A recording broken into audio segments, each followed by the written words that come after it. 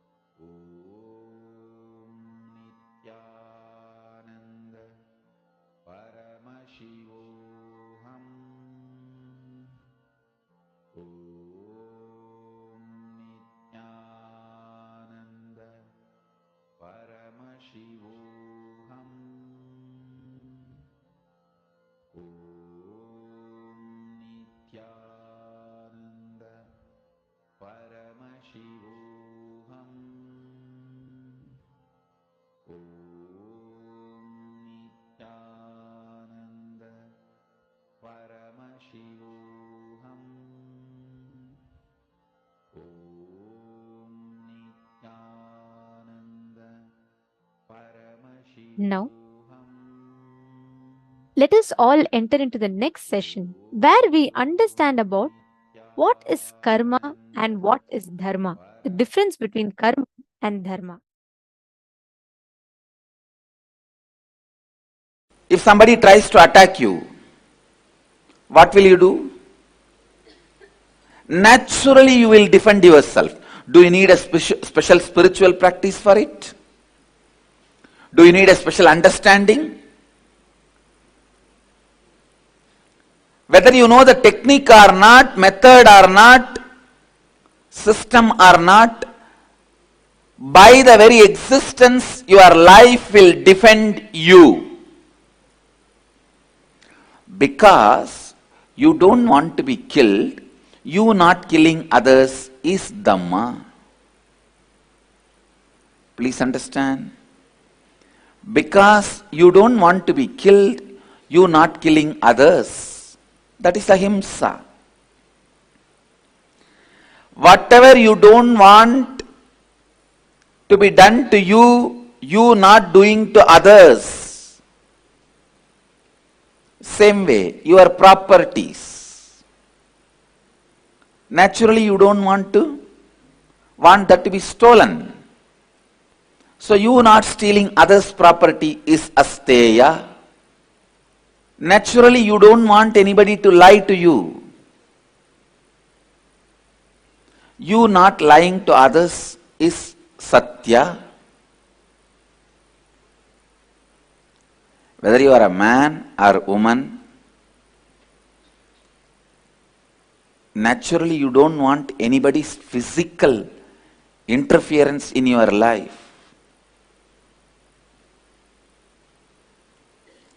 Uninformed and uninvited physical interference in your life.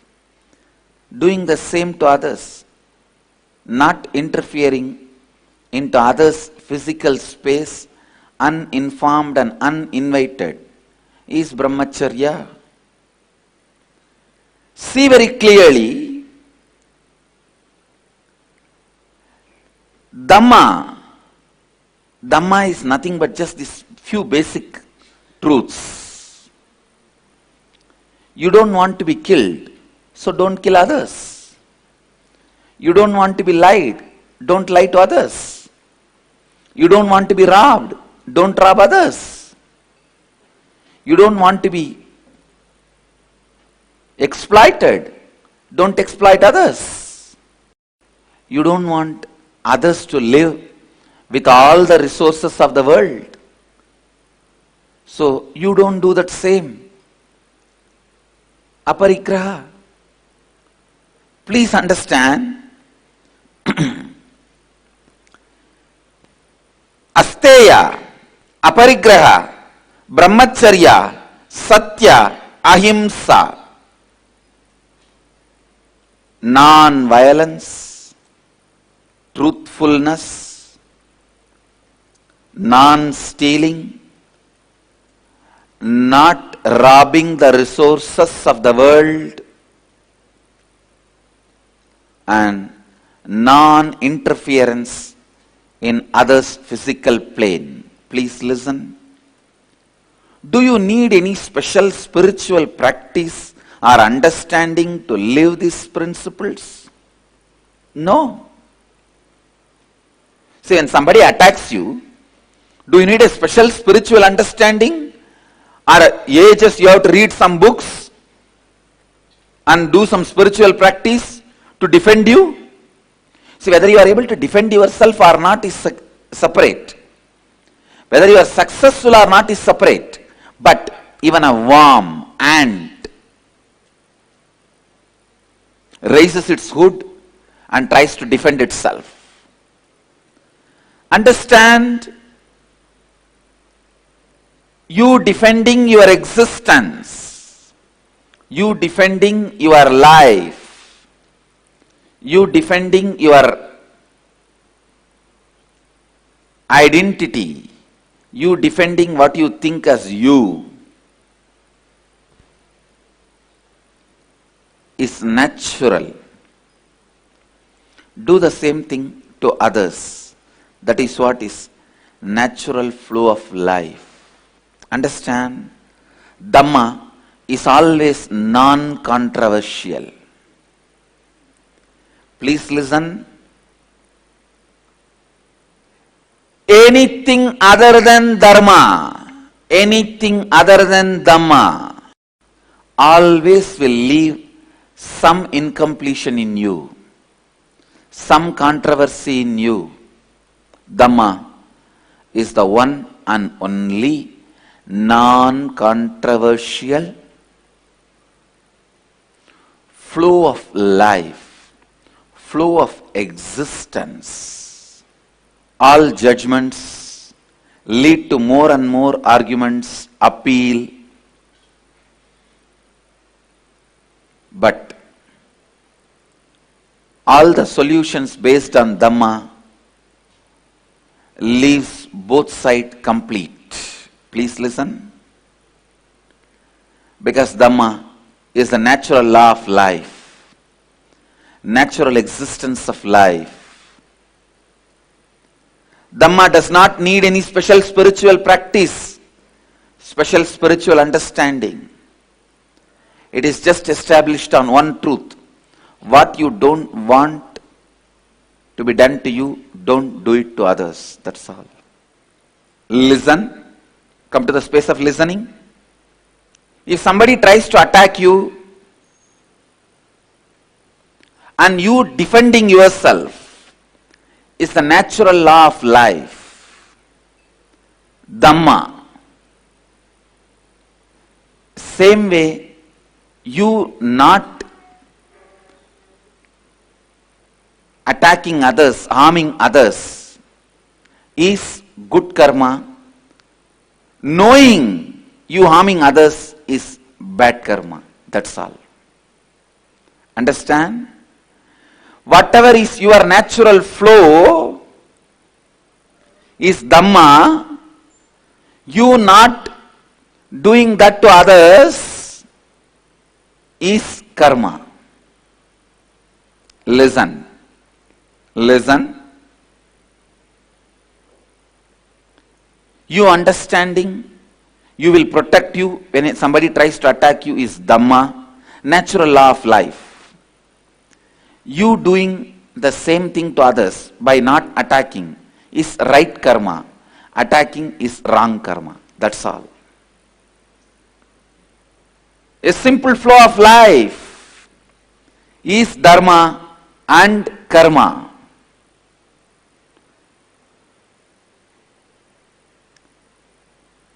Listen. Anything you create, anything you do, anything you mull over, anything you try to digest, anything you try to practice is not natural law of life. If at all you have to practice something that is only one completion, that's all. Only one you need to practice completion means getting back to your natural space, your original space. Other than completion, nothing else need to be practiced. Simply you know the law of life.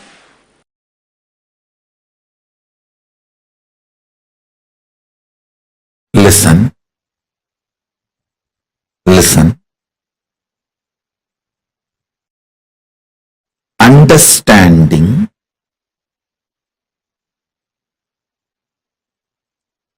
the cosmic flow of life, like karma,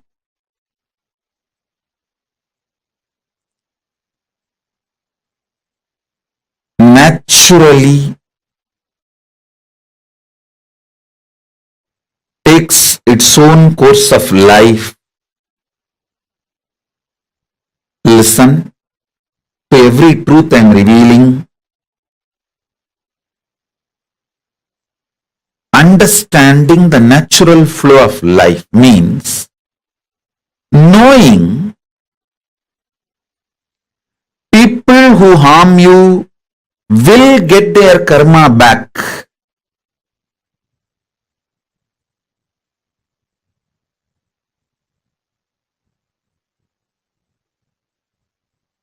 people who support you will get their punya back. If you do something wrong, you get the karma. If you do something wrong but you raise your consciousness, you can save yourself from the karma coming back. Understanding these few basic principles takes away tiredness, boredom, decision fatigue from your head. Listen, decision fatigue is nothing but cherished revenge and frustration by coming to a conclusion, world is not fair. Listen, when you feel world is not fair, you block the flow of energy through you. You block your Shakti. You fall into frustration. Naturally, that leads to decision fatigue. Understanding world is just dharmic. Having simple eyes to see how the karma comes back, how nobody can escape from good or bad. Understanding this basic truth takes away all decision fatigue, frustration, anger about life, vengeance you cherish about people and life, known, unknown, all that just taken away. You become a free channel for energy to flow.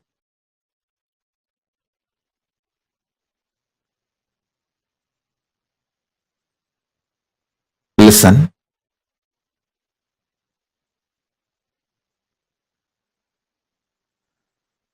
Knowing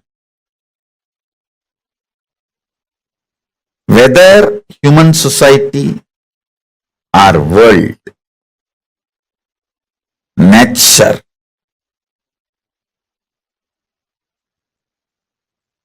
everything known and unknown flows as per dharma. I tell you guys, it is this clarity, just because of this clarity, karma naturally goes back to people. I don't initiate new karma. See, listen carefully.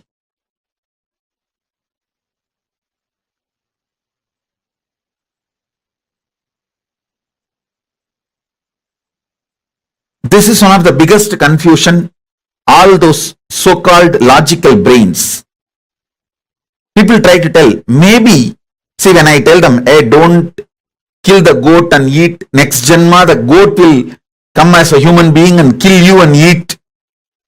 They say, maybe Swamiji, last janma, the goat killed me and ate. That is why now I am killing the goat and eating.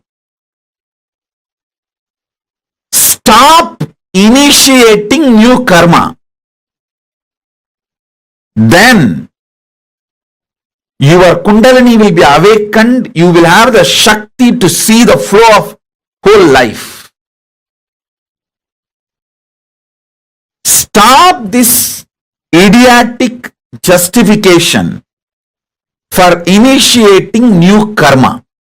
Listen carefully.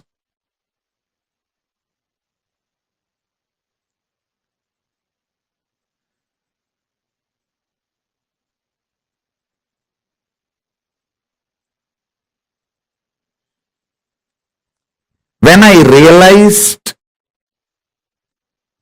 the flow of dharma and flow of karma, I I stopped initiating new karma chakra or the karmic chains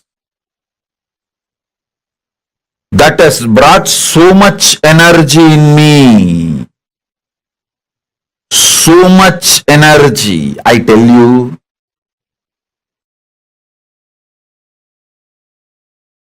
Every time I start having larger visualization, larger plans, larger work. Every time when people try to hit me, persecute me, I flare up and become larger than their imagination.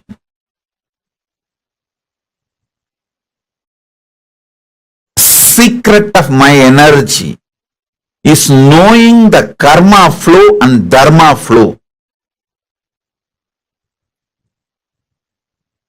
I just know you don't need to initiate anything to take revenge on people. Initiate, focus everything to protect you and creatively contributing. That's all. You protect yourself, for that you can do everything. And go on contributing creatively.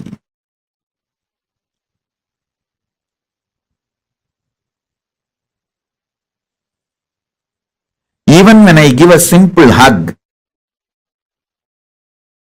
it is absolutely creative. I just want to lubricate that being's inner space with my love and compassion and acceptance so it can flower into a beautiful, powerful being.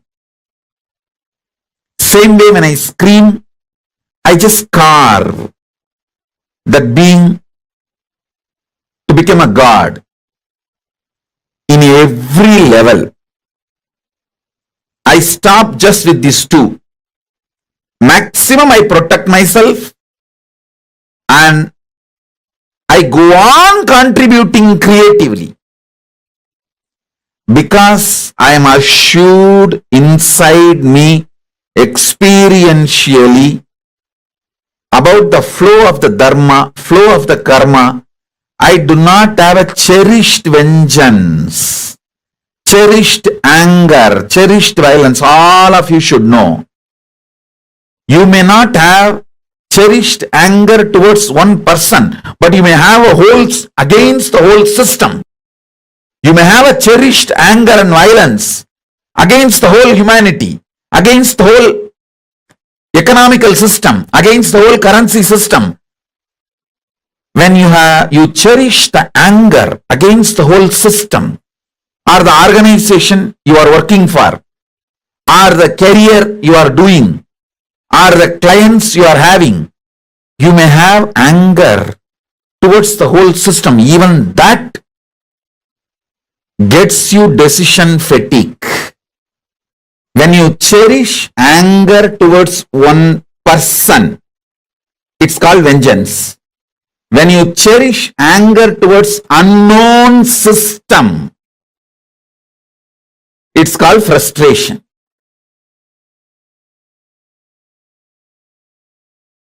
Please understand, your arrogance which makes you believe you can manage the natural law of life itself is called karma.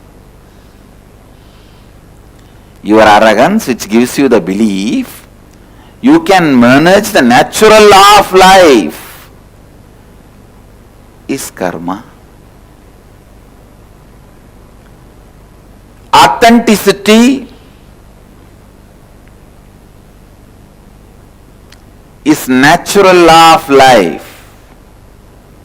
You can never manipulate it.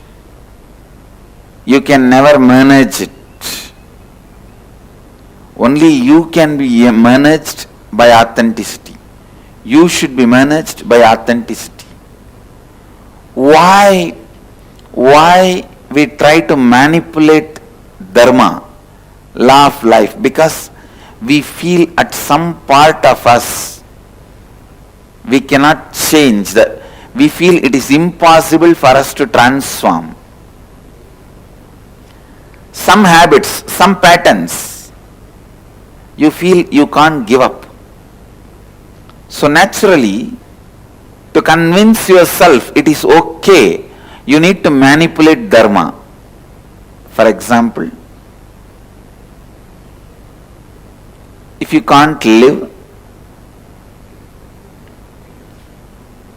the life of a sannyasi, celibate, then just manipulate the dharma saying, okay, it's okay, this is also okay. If you are unattached and live grihastha life, that is also okay. But if you are unattached, then why are you going to live there? Now I am not saying give up the grihastha life and become a sannyasi. All I am saying is at least be very clear where you are powerful, where you are powerless. And it is not necessary you need to give up grihastha life to achieve Advaita, live Advaita. So from that context, if you say, I don't need to give up the grihastha life because that is not required for Advaita, living Advaita, then you are right. But if you say, no, without attachment, if you live there, that is also okay, then you are manipulating dharma. Please understand. If you can't get up early morning for yoga, naturally you start manipulating. No. That and all is not required for me. Just if I mentally align myself and remember God few minutes, He will immediately land on me and support what is there. Unnecessarily waking up in the early morning, bending the body this side, that side, and if I just remember, that's all, that is enough. This is manipulating dharma, understand? Actually, waking up early morning is not necessary for Advaita. It is a support, but not a compulsion to live Advaita. From that understanding, if you think, then it is okay. Listen. You may ask, what is the difference between these two thought currents? When you understand what is necessary and what is not necessary, you never fall into powerlessness.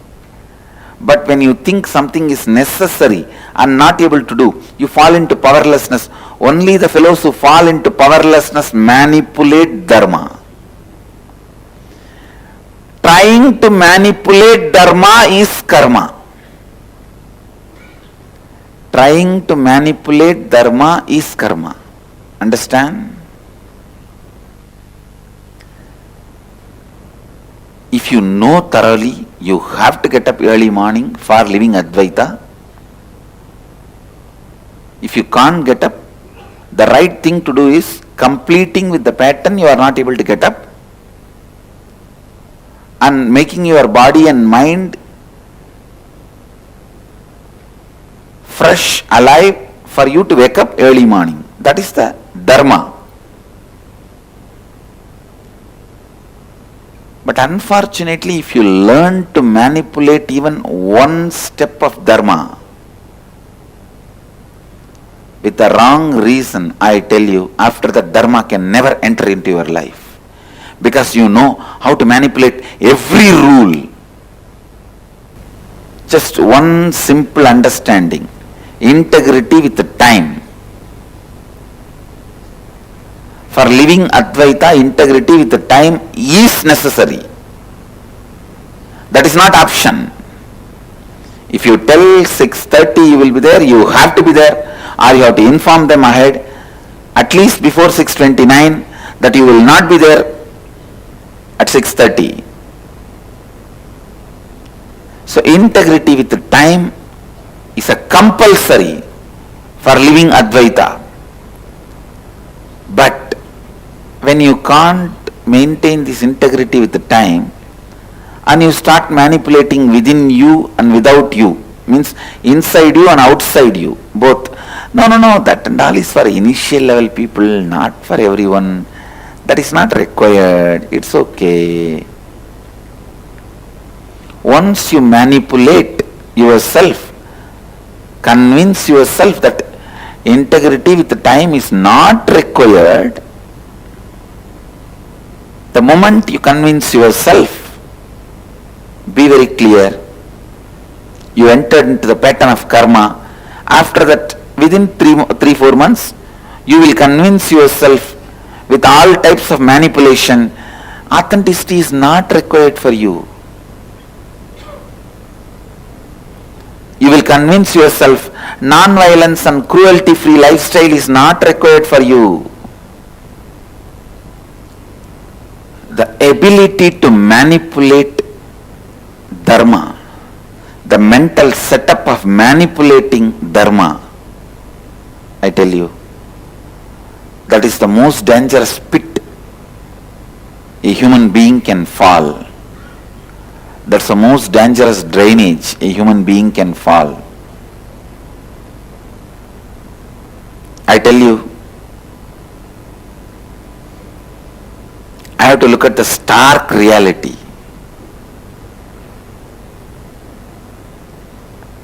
Even if a single person who does not manipulate dharma, who lives what he knows as right, is enough for me to run my Sangha. Just one person. I am searching just for those 1 or 2 persons who does not manipulate dharma. Please understand. Lives what he knows is dharma. Does not use different words, theories, theologies, concepts to manipulate it. I am searching just for those 1 or 2 diamonds. Of course, I wanted to make millions of people. I wanted to make is different, but still I have not got even one is the truth. Who does not manipulate dharma in his thinking. There is no blind spot in his thinking. If he knows right, he does it. If he does not know, he knows it is not required. If he does not get up in the morning and come for yoga, he knows it is not required. If he knows it is required, he is not inefficient or there is no impossibility. That is what I call no blind spot, no manipulation of the principles. It is unfortunate. One of the very important Hindu guru telling publicly he is searching for one person who does not manipulate the dharma. Understand? The scale I set also need to be looked in. Its highest standard. Anyone who lives in his life without manipulating even one step of dharma lives enlightenment. The pattern of manipulating and compromising with the life of Advaita is karma. The pattern of coherently vibrating with the Advaitic thinking, being in sync, synergetic with Advaitic thinking is what I call dharma. Who knows the dharma and do not compromise, do not manipulate it, lives enlightenment. Sit and think through your whole life. Let your whole life be aligned with dharma. Whatever species exists on the planet Earth, they all have a right over the planet Earth just like we have a right. We don't have a right to vacate them from the planet Earth just because of our whims and fancies. No. Everything you live should have the context of Advaita. Everything which has the context of Advaita should be lived by you is living enlightenment. Lifestyle of no blind spot. Every understanding from the context of Advaita has to be lived uncompromisingly. If you are made to understand this is responsibility, you have to live it. This is enriching, you have to live it. This is authenticity, you have to live it. This is integrity, you have to live it. No question of compromising. No compromising. If you are powerless somewhere to live the Dharma, complete. Complete with that powerlessness. Complete with that powerlessness and raise yourself to the next level. But no question of manipulating it.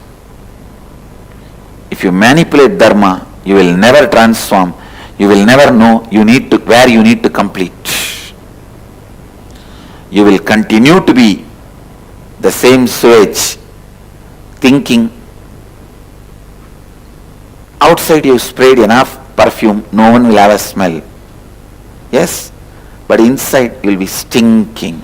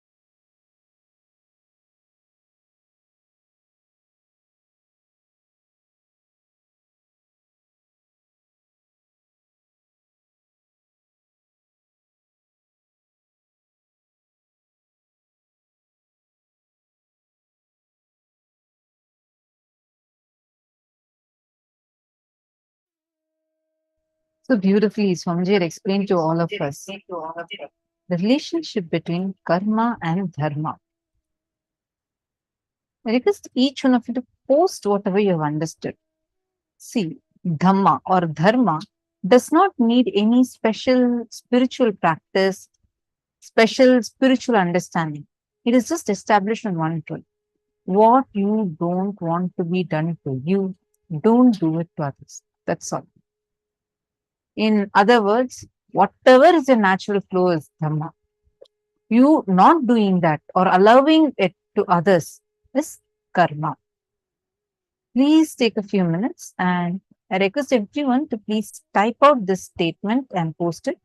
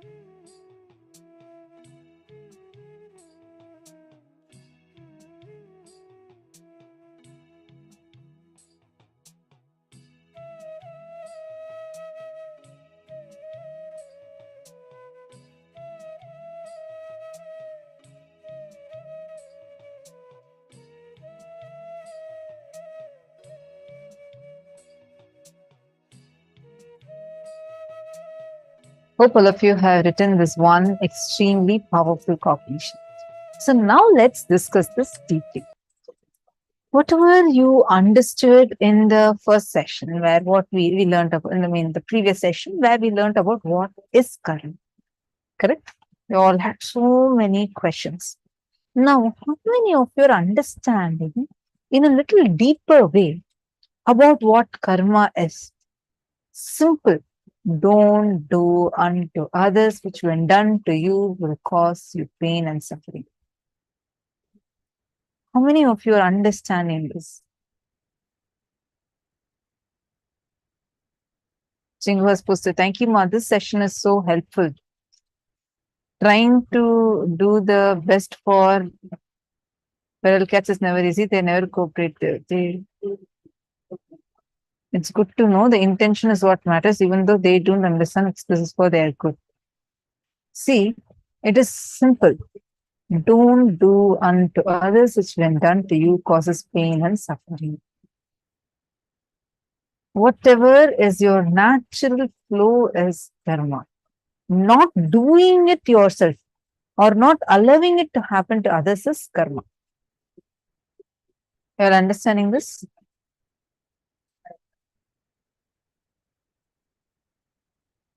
How many of you are getting this? How many of you feel like, yes, I'm clicking this?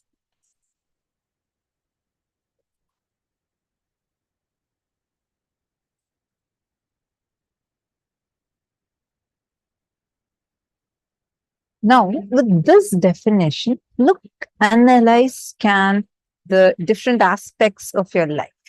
You're going to get flicked with understanding about how the karma dharma operates. It was such an amazing the science of, actually Swamiji revealed the science of Kayakalpa through karma, digestion, explaining what karma and dharma relation and the science of Kayakalpa. We're going to have that session too today. Anything you create, anything you do, anything you mull over, like whatever you're trying to digest, you're trying to practice, which is not the natural law of life. If at all you have to practice something, then it's only one thing, like what Swamiji said, completion. That's all. Means getting back to your natural space, your original space. Other than completion, nothing else needs to be practiced. Simply, you will know the law of life. How many of you saw the moment you got connected to Swamiji? Probably, yes, you might have made a decision once, twice, a few times, saying that, yes, I don't want to eat non-veg food. But automatically, it just dropped from you. No more this non-veg, eating meat is even there as a necessity for you. You just were able to drop it. How many of you have had this breakthrough?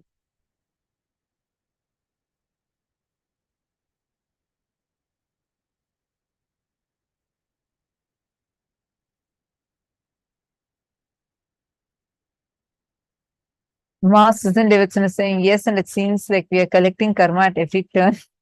That is true, Ma. That is why they say, right?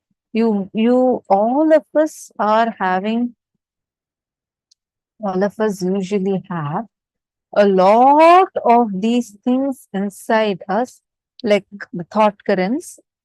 Minimum, you'll actually have like 2-3 thought currents, maximum 10 thought currents, not more than that. Everything will be based from that thought current. So anything that you're getting stuck with in that thought current and you do an action, it is karma. The thought current matters. The moment you understand this, you have so much of clarity. That is why whenever Swamiji is giving such a powerful cognition, powerful revelation, you're like, hey, this is just doing something. I feel so, my brain is getting expanded. I feel so light, right? How many times you'll experience that? We feel so empowered. We feel light, liberated. Because the powerful cognition liberates you from these stuck thought currents. The stuck thought currents is literally like your brain is being constipated. Literally. And that is what is creating karmas for you. Every moment that you operate from unclutching, let me be established in completion. Every time you do that, powerful cognitions always liberates you, means it will not put you through some series of thoughts that you keep mulling over. It liberates you. You will be more alive. You'll be present. You'll be glowing, so active. Unclutching does not equate to you having to be sad you having to be very silent, sitting quiet in a corner and doing meditation. How will you run your life? Just by sitting and doing that. You're going to be still involved with your life. You're still going to be active. You're going to be working on projects from the space of unclutching. Amazing unclutching, intense unclutching, and intense activism. That is what is a space we need to be in.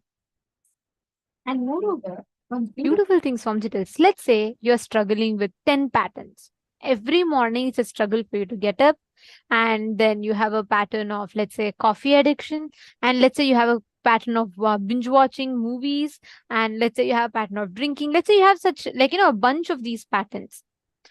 The best news is, even if you break one pattern with your conscious will, breaking the 10 other pattern will be just like a piece of cake. You'll be very easily, you'll be able to do it. It will not be a struggle for you. Understanding? Even your decision, your conscious will to manifest the breakthrough in one pattern. And understand, anything that happens in life, like she was just saying, there's nothing called as something bad is happening to you. Everything that happens in their life is the possibility of expansion for you. Swamiji will tell that only arrogance remembers the pain in life and forgets to offer gratitude for the good things in life. Always arrogance will only remember the painful things in life. That is why we will collect. We'll say, oh, this is because of my karma, that is because of my karma. And we forget to remember, recognize the auspicious things, happenings in life.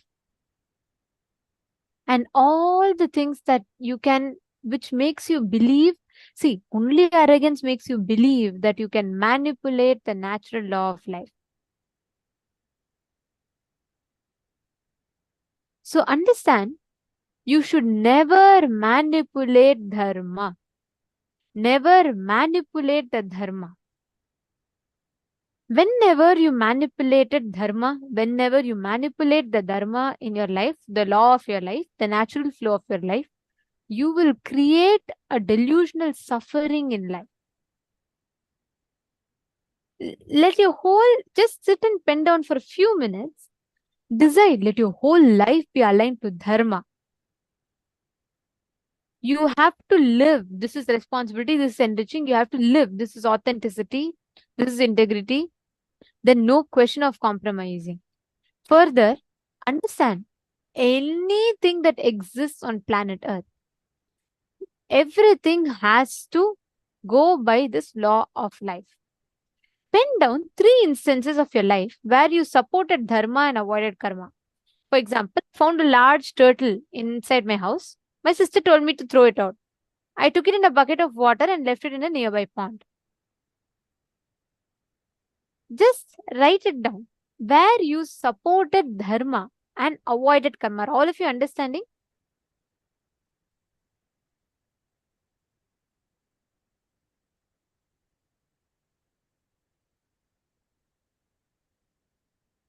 When you fulfill it, for example, you are supposed to be, you are seeing that someone is suffering. It is not that you are, it is not that someone needs to tell you that, but it is your dharma that you have the ability to help, and there's a person suffering in front of you. You naturally went and you did the dharma of enriching the other person, because of which you avoided the karma. Write down situations like that, where the easy choice could have been, let's say, in ignoring the person, you continuing to do, you're rushing for something and you want to finish that. But you're incurring karma there by not supporting the person. You're manipulating the karma. Whenever we postpone, procrastinate due to laziness, boredom, tiredness, we are manipulating the dharma and in turn incurring karma. Write it down. I just wanted to read out this beautiful experience Mayana has posted. I had a breakthrough on fasting last days. I did not eat for 3 days and it was so simple. I just thought and offered it to Swamiji and Devi. Yeah, and she said that she clicked with saying that we can actually surrender even fasting to Swamiji. And first, I only wanted to fast for 1 day only. Wow. See, now, Vayana, how powerful you feel, right? This liberating cognition will not cause karma in you. Because every cognition that's liberating you will not cause karma for you. That is why any time, any action you do, which you do from a very powerful cognition inside of you, liberates you. See, when we get caught up so much in following the letter, forgetting the spirit, that is the worst way you can manipulate any dharma, the law of life. There's a very beautiful story about it. This is one of my most favorite stories. The story on how a cat stopped the worship. It's a very beautiful story. So there was a monastery, okay? And in that monastery, there lived a cat.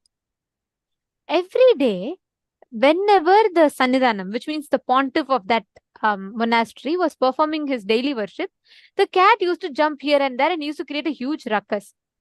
So one day, the Sannidhanam said that, hey, first tie up the cat before I start my puja so that the puja is not disturbed. This is what the Sannidhanam had told.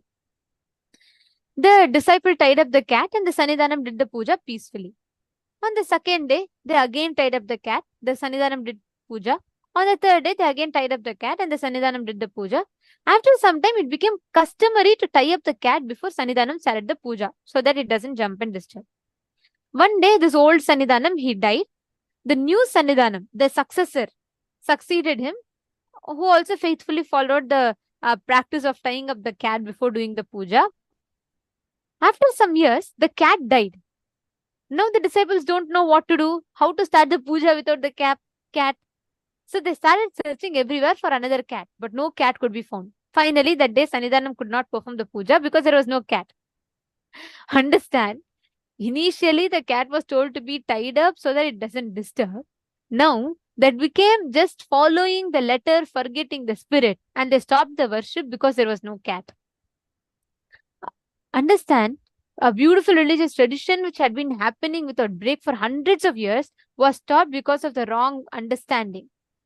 Many times we follow the letter, forget the spirit, and we create suffering in life. This is exactly how it is. The cat was originally bought for what? The cat was disturbing, so it was tied. But the whole thing, now the worship stopped because of the cat. This is how we all follow the letter, forget the spirit. So understand, look into your life, analyze and pen down 3 instances where you supported dharma.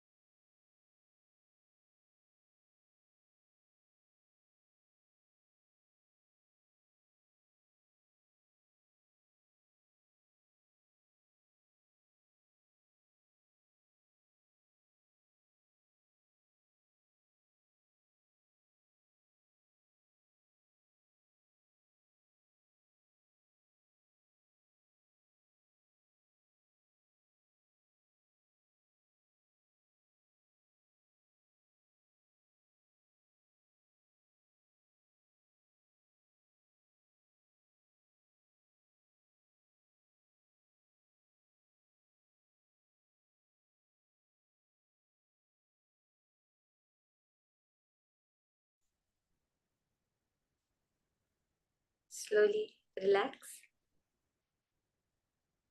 In that powerful space of being in that space of dharma, as Swamiji so powerfully said, what you do is what you get. What you give is what you get. From that context, understanding the science behind this dharma chakra, it's not about the actions, it is about the thought current behind what you do. Fundamentally, this means that it's not about what you see as a result. It is not about what is perceived in the outer world, in the length, breadth, and depth. It is about the space you hold. It is about from what context, from what cognition you did whatever you did. Saying that, let us establish ourselves in that cognition of I am Paramashiva. I am manifesting only Paramashiva. All I see in my life, whether it's me, whether it's another person, whether it's another place, is just an extension of Paramashiva. With that cognition, we can manifest this power of Kamacharitvam, being able to go to any place and literally have your physical presence over there. Being able to appear in multiple places at the same time. There's a very beautiful incident from the life of Swami Narayan. He was known as Ghanishyam when he was a young boy. And his family had moved from his birth village to Ayodhya, which is the birthplace of Lord Rama. At the time when he was living over there, he was a very young boy, less than 7 years old. And he used to always go to the temple to listen to the various stories of the divine, the various happenings in the life of the divine. One such time when he was gone, it became late evening and he had not returned home. So his mother sent his elder brother to look for him. His elder brother came to the temple, knowing that Ghanishyam had gone to the temple, and started looking for him. He first went to the Rama's shrine as part of that huge temple complex. And there he saw his brother, his younger brother Ghanishyam, listening to the Rama Katha, the story of Lord Rama. So he goes and calls Ghanishyam saying, "Come, mother is waiting, it's time for us to go home." Ghanishyam says, "See, you go to the next shrine, the Krishna shrine, get blessings and come. By the time this story will be over, and then I will come with you." So his brother says, "Okay, make sure you come. Don't try to sit for longer after that." And he goes to the next shrine. When he goes to the Krishna Mandir, the Krishna shrine, there also he sees Harikathas going on, meaning the story of the life of Lord Krishna, the Bhagavatam is being read out. And there again he sees his younger brother. So he's starting to get a bit confused. He said just now he was there in the Rama place listening to the story. So he again goes and calls his brother saying, "Hey, it's time to go home." His brother says, "The third one is then on top of the hill. You go and get blessings from there. By the time this story will be over and I will come." His brother is like, "Okay, just now he was in the Rama temple. Now he's in the Krishna temple also." He's okay, and he goes up to the shrine which is on top of the mountain. There when he goes, it's too much for him. He sees again his younger brother standing there and doing the tapas, standing there and doing meditation. He is in shock. He goes and he asks the temple priest, "From what time has Ghanishyam been here? Since when has he been here? Did he just come?" The temple priest says, No. From the morning he has been standing here and doing the meditation. He has not even moved a single muscle." The elder brother is completely baffled. He does not have a head or tail understanding of what is going on. He's like, "Just now my brother was there in the Rama Mandir. Just now he was there in the Krishna Mandir. And now the temple priest is saying that he's been from morning up here." And then he mentions this to the priest. And the temple priest says, "Yes, I've also noticed this. Your brother is no ordinary being. He's a divine being because he's there in 3 places at the same time." That is how we see in the life of Swami Narayan how he manifested this power so playfully and completely confused his brother. There's another small incident from his own life where his sister-in-law, his elder brother's wife, will lock him up inside the house because he would have taken her ring and he would be wanting to sell it to get some sweets. Just the divine Leelas. And she would have locked him in the house, but then within an instant, she will see he's already at the shop buying the sweets. Like this, we have seen in the life of so many enlightened masters appearing in two places at the same time. Let me tell you a secret. All of you have manifested this power. Every single one of you sitting here has surely manifested this power at least once. Are you wondering how? In your dream. How many people have had someone come and tell you, I saw you in my dream tonight? Can you just post a yes in the chat? Can I have everyone post? How many of you have appeared in another person's dream? Where they have come and told you, I saw you in my dream.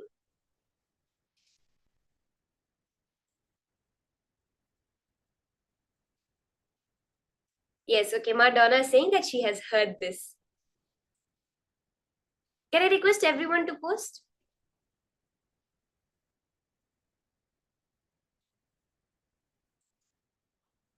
Okay, Ma Valini. Thank you, Ma. In your dream, you have manifested this power. Let's say you are appearing in the dream of your sister who is sleeping in the room next to you. You are also sleeping. She's also sleeping. Are you actually getting up and going into her dream? No. But you are existing simultaneously to your mother who's seeing you sleep on the bed and to your sister who's dreaming about you.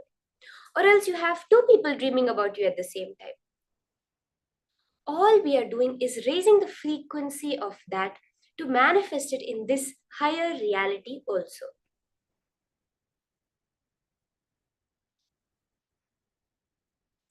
Okay? Yes, Ma Sarala, I know I have heard of many incidents where Mahavatar Babaji has also manifested this power of appearing in two places at the same time, being able to appear in any place at his will. So now are all of us ready to manifest? Let us start, okay? I'm going to be holding an object for each and every one of you. I have an object with me on my lap. All of you are going to be coming to the place where I am currently, scanning and seeing what is that object that I am holding now. Go to the detail. What does it smell like? What does it look like? What does it feel like? What does it taste like? What does it sound like? All of these details you can post for the object that I'm holding now, okay? Because you're going to be physically coming here and seeing it. Let's start.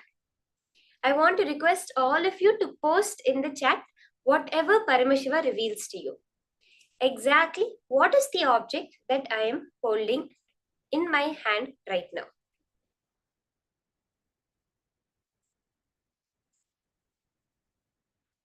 Sit in the space of intense feeling connection with Swamiji. You are quantumly entangling with Swamiji, whom we all saw in the morning, how he manifested this power, right? We are entangling with that source, that being, to continue and also see this power as our reality. Unclutch and chant the Mahavakya to raise your frequency and make this as your reality.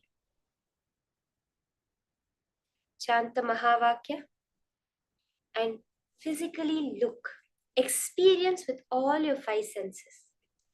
What is the object that I'm holding right now?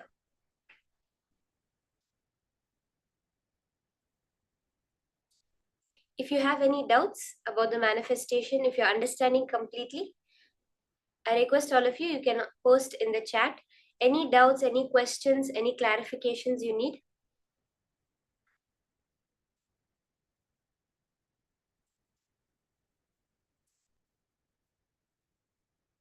You can start the round of manifestation.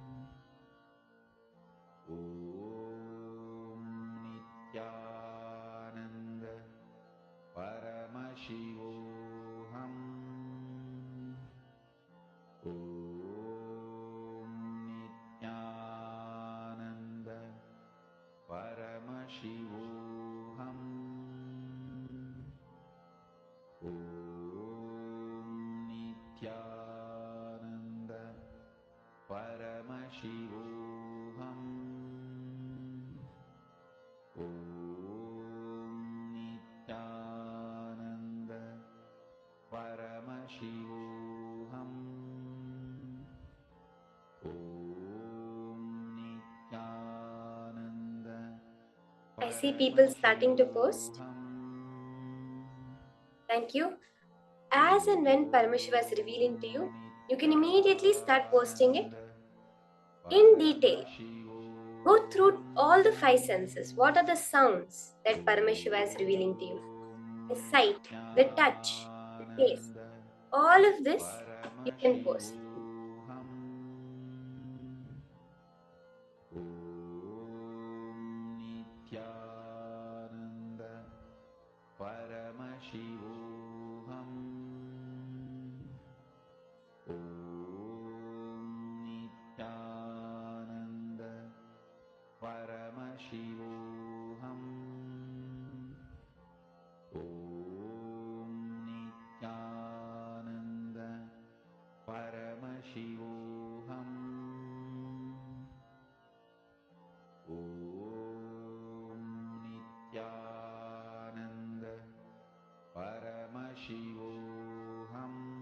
Yes, Mama, Vani, Ma Mahabhairava Jnanaswarupini, I'm seeing you all posting.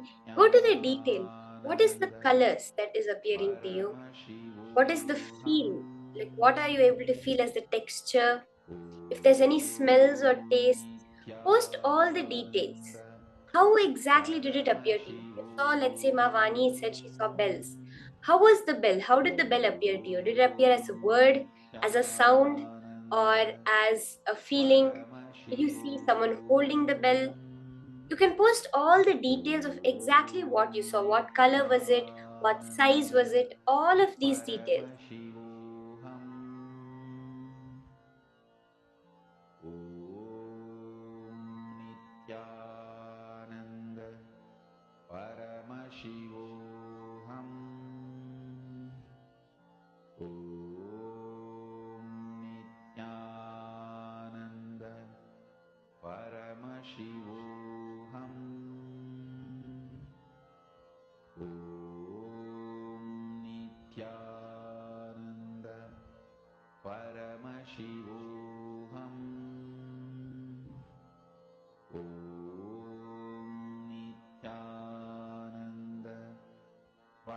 Okay, so let's start verifying this round. Let's all verify. Does anyone left to post? You can quickly post your answers before I show you what that object I was holding is.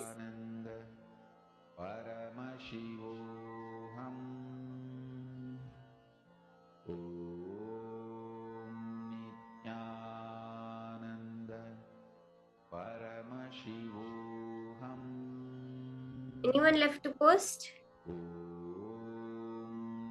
Okay, now let's verify what the object was. So many people actually got the color right. I have to say that. So many people got the color right. The object I was holding is a banana. So as you can see it's a regular banana. Ma Vani, you actually saw brown and yellow. You saw both the colors, exactly the only two colors that are present on this. You saw both of them. Ma Valini, you also saw yellow and Ma Mahabhairava Jnana Swarupini, you actually posted something golden, something shining. So that means you did start to catch the color of the object.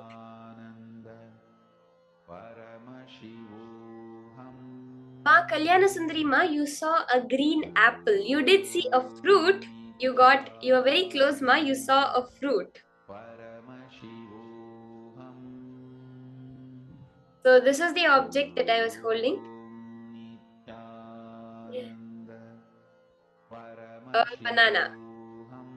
Okay, so now for the next round, the same way as all of you manifested with me, I want all of you to connect to a partner and manifest. Okay? Let's all celebrate. So many people got it right. Exactly the color. See, if even one of us have manifested, it means that all of us have manifested. Each and every one of us right now have manifested. If Ma Vani saw yellow, if Ma Valini saw yellow, that means each and every one of us have manifested because everybody is an extension of us. When you're hurting someone, you're not hurting anybody else but you because only you exist. So when a manifestation happens, it's nobody else that has manifested, it is each one of you that have manifested. So celebrate it. And now I request all of you to connect to a partner. All of you are going to be connecting and asking them for a similar object. You can ask them to keep an object in the hand. It can be any object. You can tell them you're practicing this power. You are manifesting the power of Kamacharitvam. And request them to keep the object in their hand off camera. And then you can scan and tell them exactly whatever Paramashiva is revealing to you. Okay, you can connect to your partner within the Zoom or anyone who is there around you also. You can connect to them and do this round.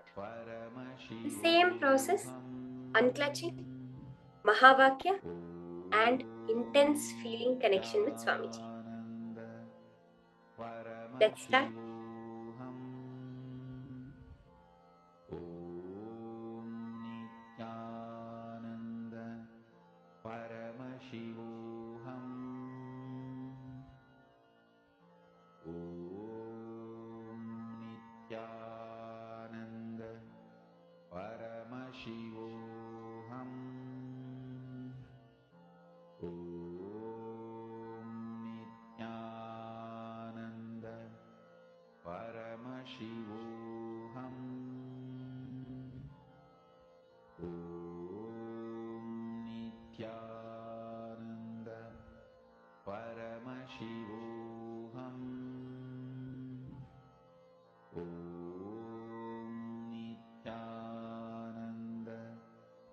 If at all you're manifesting with someone within the Zoom, both can keep the object for each other simultaneously and do the manifestation.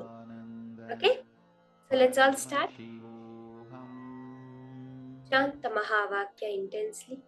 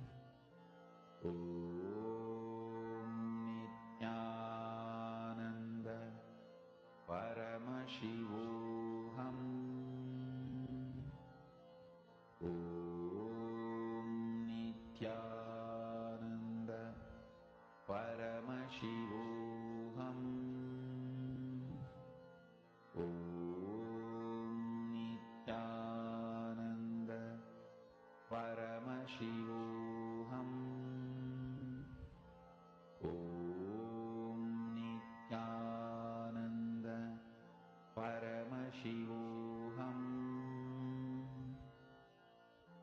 Om Nithyananda Paramashivoham.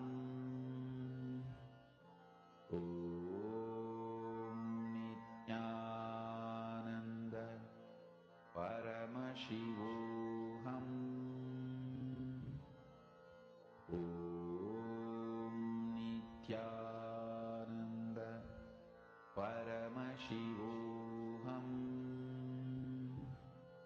Om Nithyananda Paramashivoham.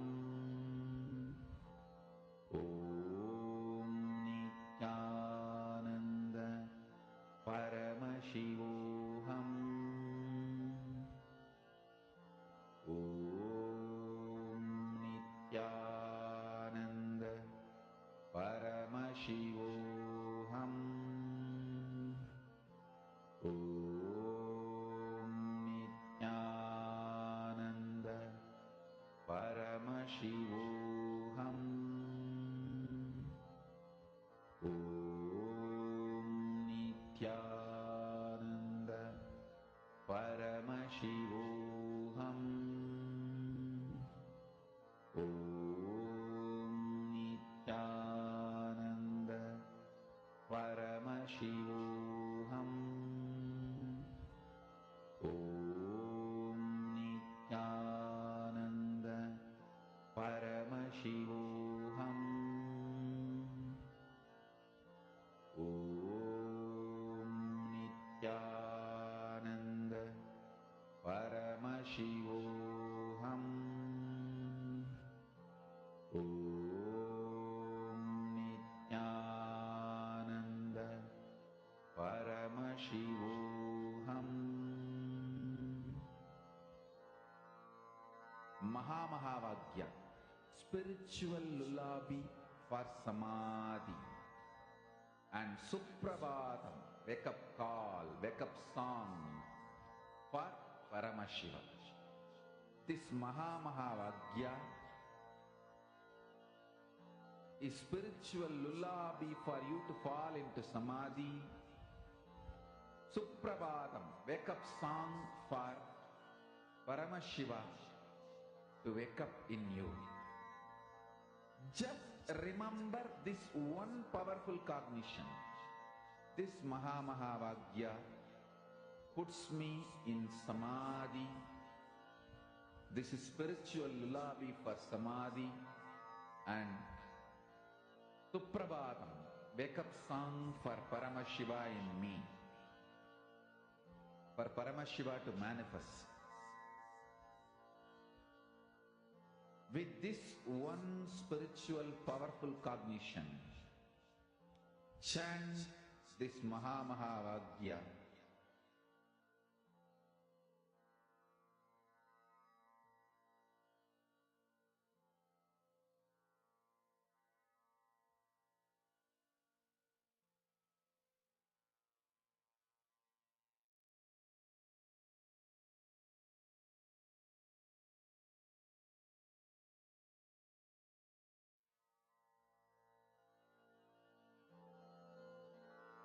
Mahamahavagya, spiritual lullaby for samadhi, and Suprabhatam, wake up call, wake up song for Paramashiva.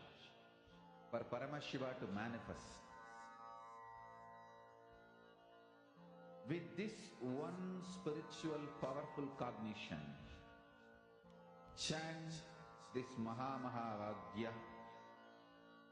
Om Nithyananda Paramashivoham. Om Nithyananda Paramashivoham. Om Nithyananda Paramashivoham. Om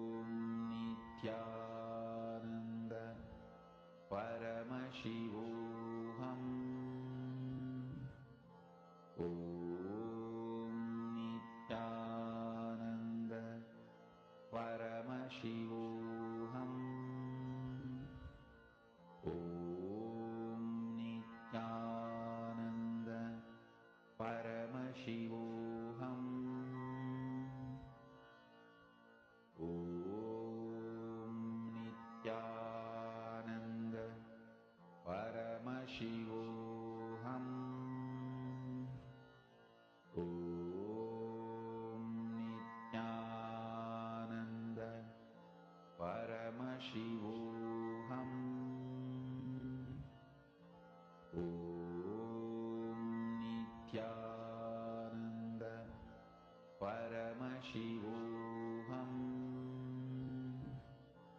Om Nithyananda Paramashivoham. Om Nithyananda Paramashivoham. Om Nithyananda Paramashivoham. Om Nithyananda Paramashivoham. Om Nithyananda Paramashivoham. Om Nithyananda Paramashivoham. Om Nithyananda Paramashivoham.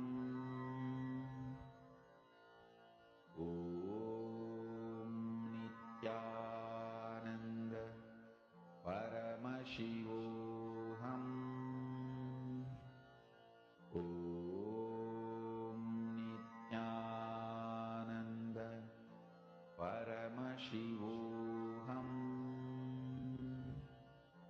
Om Nithyananda Paramashivoham. Om Nithyananda Paramashivoham. Om Nithyananda Paramashivoham. Om Nithyananda Paramashivoham. Om Nithyananda Paramashivoham. Om Nithyananda.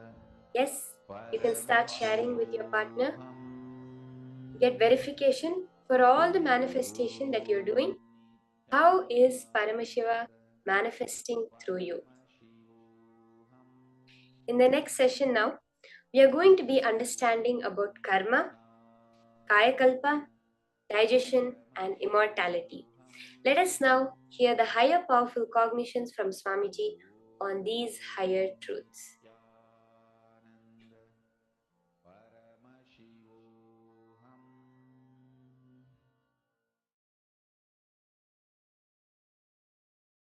Karma, the hangover of the past.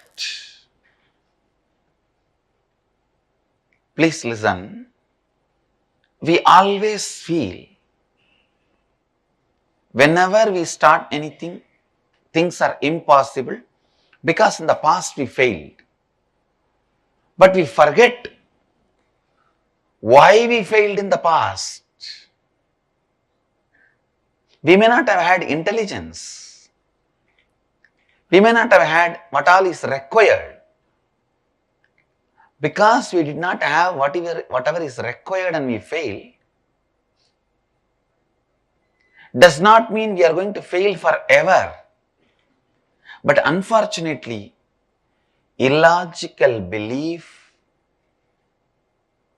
of impossibility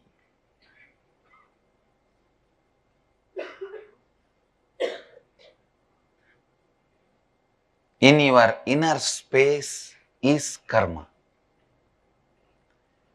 Illogical belief of impossibility. Please catch it. This is the Facebook statement today for all of you. Illogical belief of impossibility is karma. In your inner space illogical belief of impossibility, when it becomes pattern, that is karma. If you build self-doubt, when you grow up, you are like Dhritarashtra. Developing self-doubt in course of growing up is accumulating the karma, agamya.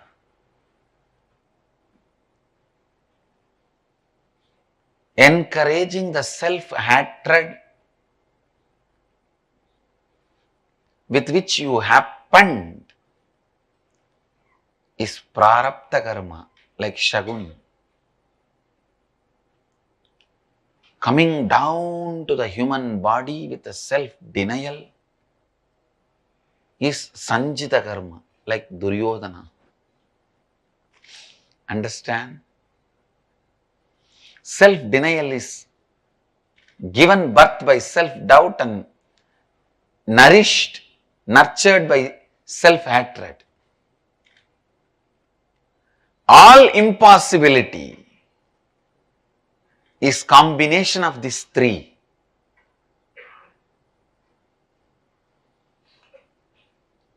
Being held together by self-blackmailing, Gandhari. Gandhari held all the three together.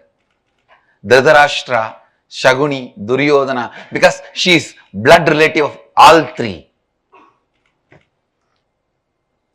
She is the head of the family of all three.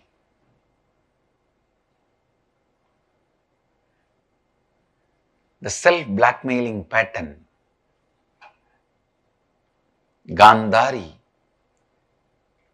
keeps Dhritarashtra, Shaguni, Duryodhana together.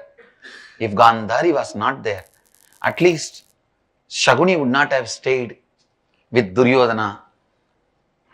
Dhritarashtra would not have allowed Shaguni to stay. Understand? Even in you, the constant self-blackmailing pattern. Let me define self-blackmailing pattern. If the same way things go on, then what will happen to my identity? I will become nobody. Where will I end my life? I will have to put my foot down, which forces you to put your foot down. But unfortunately, whenever you want to put your foot down, you put it in your mouth. Putting the foot down is what I call self-blackmailing pattern. You always think, no, if I don't put my foot down, it will go in a different direction, it will go in a different way.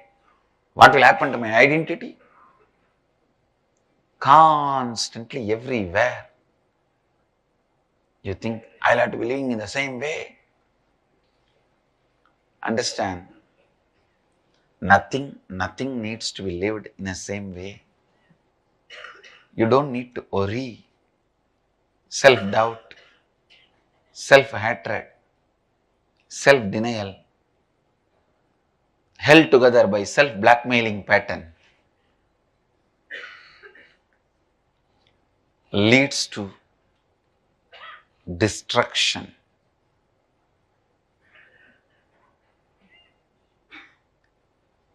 Only in the pure, beautiful, Advaitic space, you will even understand, look beyond the self-blackmailing patterns with which you are suffering. Self-blackmailing does not need to be your lifestyle. Self-blackmailing does not need to be the way you are approaching, cognizing your life.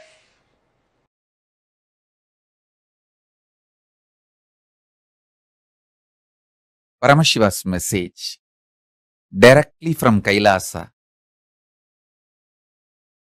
Truths about digestion, karma,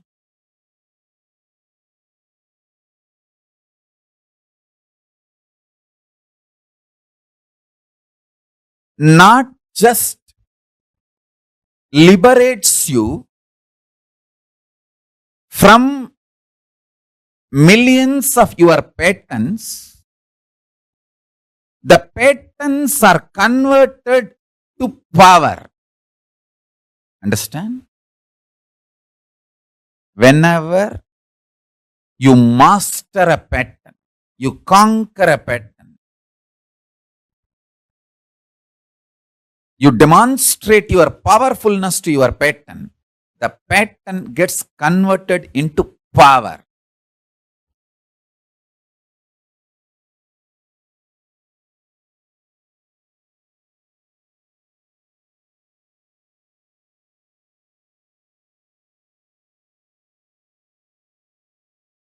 I'll start with few basic truths. One,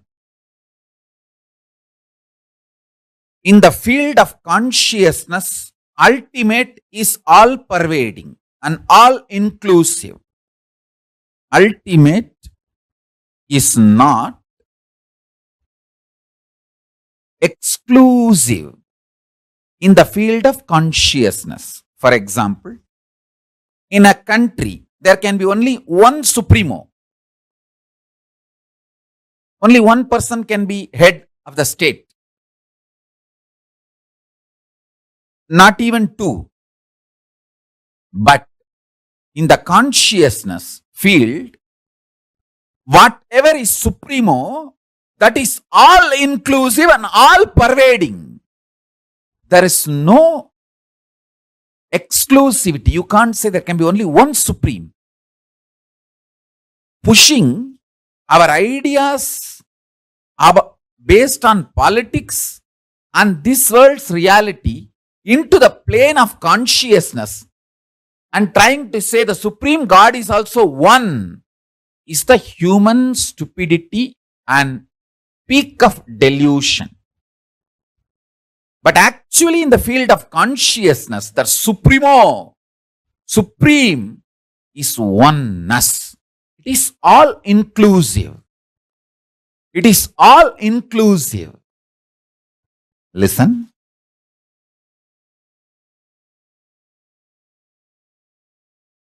It's not one, it is oneness. When Arunagiri Yogeshwara showed me, actually I asked him, show me the ultimate. Then he just opened himself and showed me the ultimate. Then in that same experience, he hugged me. I could see when he moved his hand, the Arunachaleshwara Garbhamandir, an Arunachala hill. Arunachala hill was on his left hand side. Arunachaleshwara Garbhamandir was on his right hand side. The whole thing just hugged me. That idea, me, he, Arunachaleshwara Garbhamandir, Arunachaleshwara hill, all that got dissolved in oneness. I asked him to show the ultimate. He showed ultimate is always oneness. It is not one. It is oneness. So understand this truth. If you experience ultimate, you have everything. Nothing is left. Everything is in that ultimate. So remember this basic truth.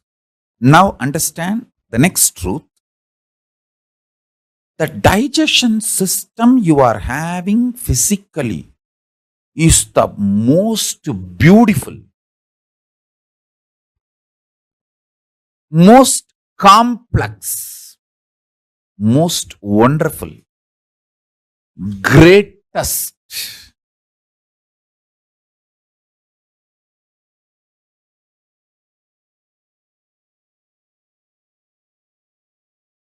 most powerful digestion system in the whole universe, not just comparing with all the animals and other species,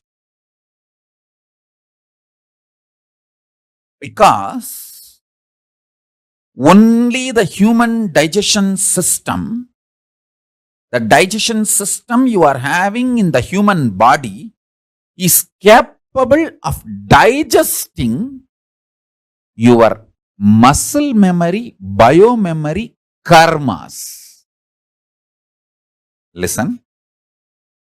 The food inside your stomach can be considered as a physical karma.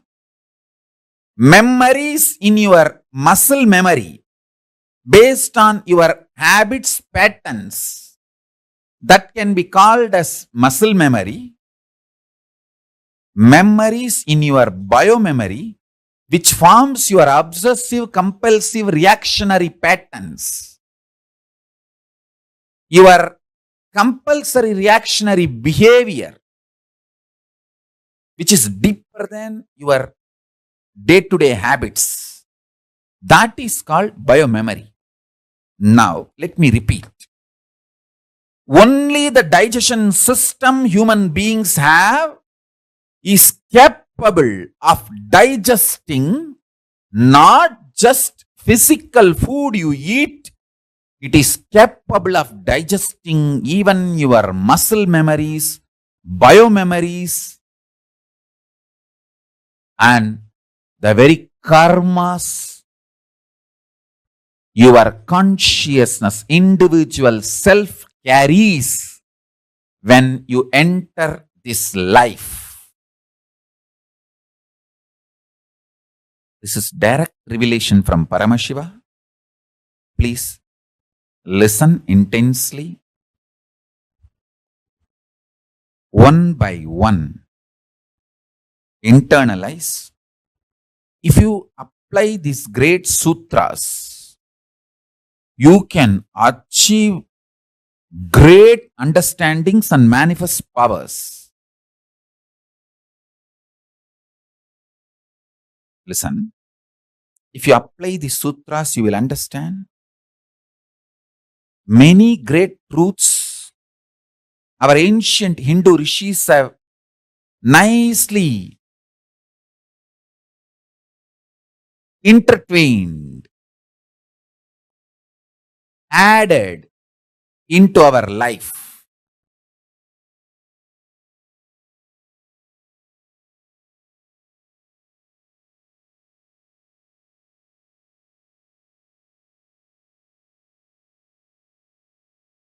Once I asked Isaki Swamigal,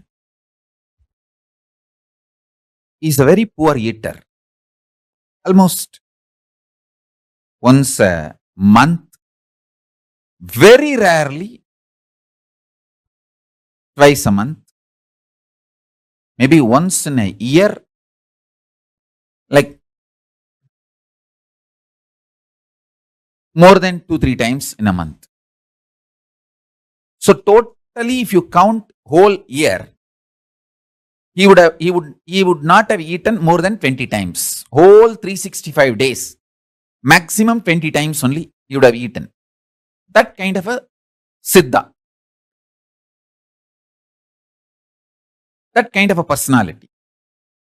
I asked him once, he was telling somebody that do this vrata. He was guiding somebody with the naga dosha. A karma comes by killing a snake, which is embodied divinity. Many times the snakes in the temple, in the great spiritual places, are like great siddhas, great evolved beings come in a snake body and continue their tapas. That kind of a snake, by mistake, knowingly or unknowingly, if you kill, that brings naga dosha. So somebody with a naga dosha, he was guiding that person to do certain fasting for Rahu and Ketu. I thought fasting will help the body. How can that clear certain karma? So I asked him. He had an old radio. My father's mother is like a radio addicted. Even in my house, there was a radio. She will switch on that radio and she doesn't know how to switch it off. And she doesn't want to learn how to switch it off. She wants the radio to be on almost 24/7. She will switch it on. Those days, only that one Tamil channel will be there, All India Radio. And it will not be 24/7. It will be few hours. But even after that, she will not switch it off. And it will be like a going. But she is okay with that sound, but she will not switch it off. She doesn't want to miss even one program by mistake. She is like a radio addict.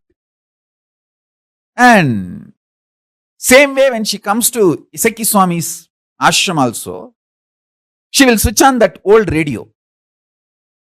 And sometimes it will not be loud enough. So she will take that, it used to be like this size. She will take that and keep it on a small table and put her ears near that and going on listening. He switched off the radio and he said very beautifully,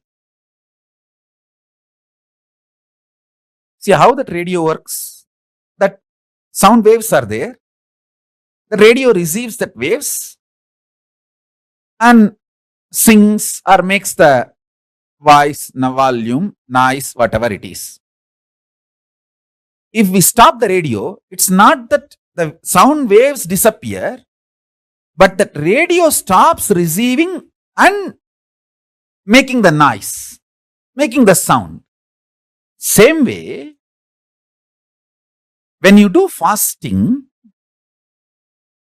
the biomemory, muscle memory which is inside you, which attracts karmas and makes those karmas manifest ill effects, bad things in your life, that gets stopped, disconnected.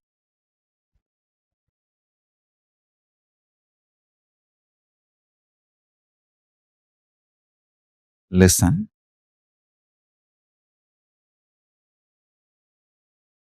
It is such a simple village way of explaining. He said, when the radio is switched off, it's not that the waves are not there, but the radio is not picking up that wave anymore and making noise. Same way, in your body, if you remove the biomemory, muscle memory, which attracts these Nagadosha karmas from cosmos and manifests as suffering and pain, if we just remove the biomemory and muscle memory, you are free from that karma and free from that dosha. I tell you,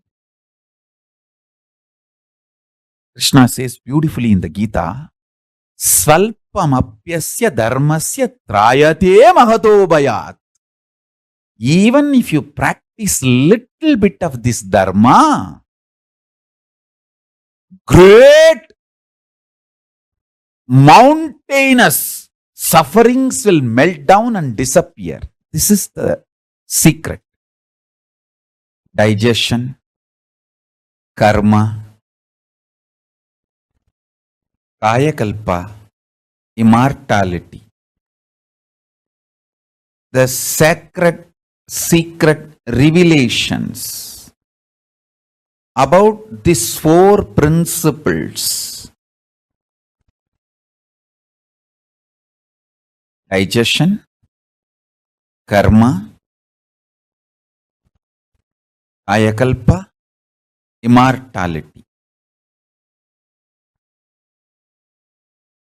The great sacred, secret revelations about these four principles is the message from Paramashiva directly from Kailasa to all. Now listen one by one.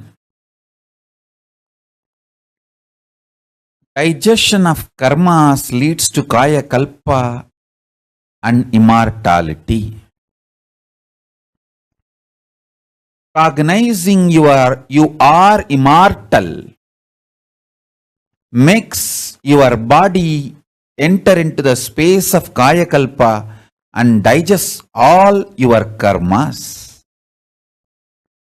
Undigestion of karma pulls you down from the state of immortality and Kayakalpa down to the state normal human beings exist with life and death.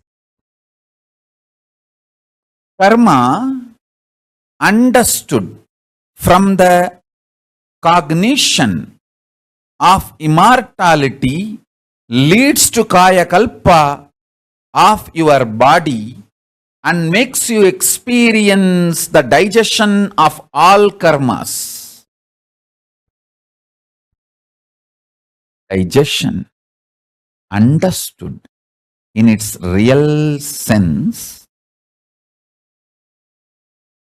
digests all your karmas, and ordinary kaya makes Kaya Kalpa Dega for you and makes you immortal.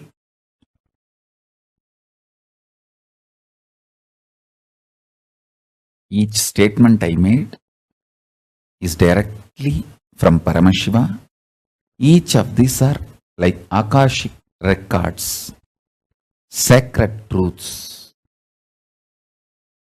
Your digestion energy, Jataragni, is capable of burning all the negative muscle memories, negative biomemories, rebuild your body continuously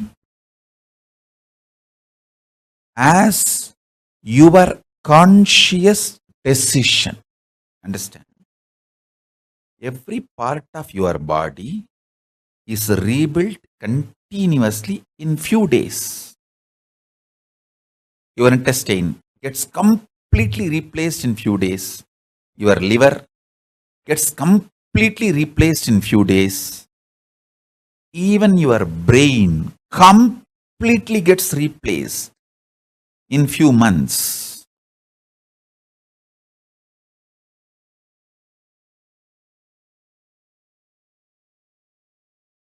I'll give you one simple example, one incident in my own life. My gurus will insist on me every day taking neem juice. I still remember once, he did not, my Guru Raghupati Yogi, Yogananda Puri, he did not let me eat almost for 5-6 days. Maybe it was the 6th day, he did not give me food, and whenever he says I should not eat, my mother also won't give food. My mother and he was such wonderful nexus, I should say. My mother is such a sweet, compassionate person, but so dedicated to my enlightenment and the process. My gurus were doing it for me, and my gurus used to tell that they are preparing my body not only to be a yogi and live long life, healthy life, and the way they prepared my body, they said very clearly that even if after I leave the body, it will not go through any of the regular dead bodies decays. How the dead bodies go through decays, the natural decaying happening. My gurus have clearly declared that my body, even after I leave the body, will not go through any of the natural decay. It will just be a naturally mummified body. Of course, I did not understand all that at that time, and he used to tell me that is why so much preparation we are doing. Not only no one can poison you, even if they poison your body, you will not die, you will only detox and automatically cleanse your body by its own strength, and you will live healthy as long as you want. And even after you leave the body, it will not go through any regular decay. It will just be like Jiva Samadhi, sitting in Jiva Samadhi. Anyhow, he did not let me eat for almost 5-6 days, and not only that, he was feeding me with neem juice.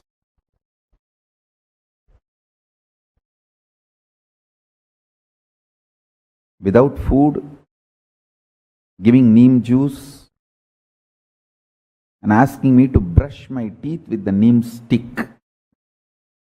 With the neem stick, I have to touch the haritaki powder as the powder. Neem stick will be like a brush. Haritaki powder will be like a tooth powder. That is the way I have to brush. And 6th day, still no sign of food. And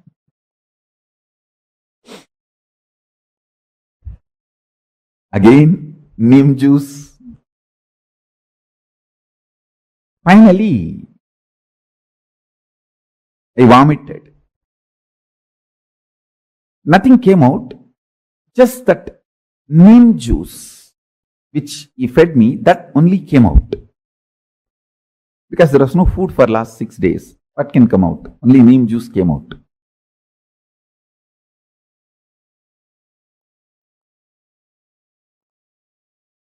And after checking the color, he said, yes. Ronanir samanam aidichida. Ipani sapadala. It means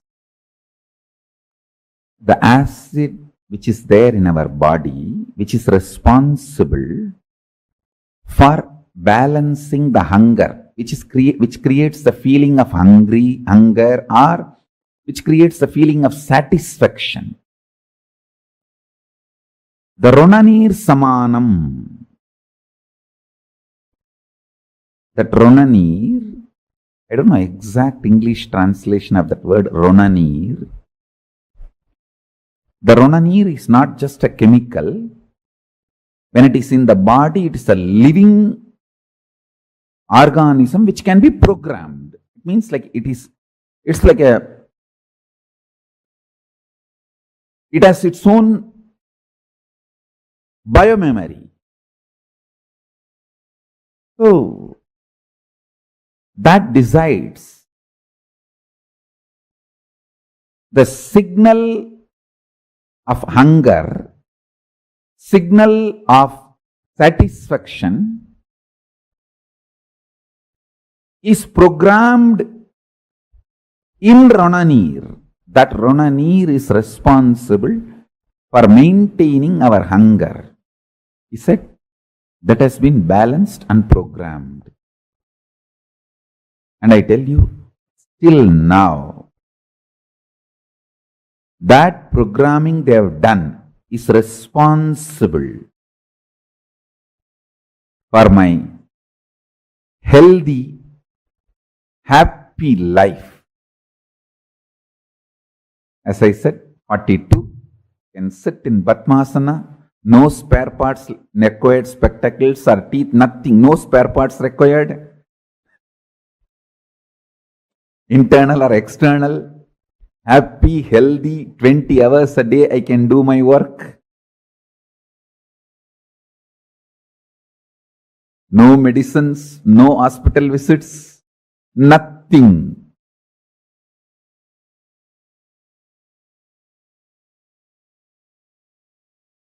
I am 42. Surely I have not even gone to hospitals 42 times. Maybe I would have gone to inaugurate, visit, bless, but but not for treatment. Only few times, like when I had the fracture, went to hospital for surgery. Other than that, it's their grace. It's their grace. I wanted all of you to know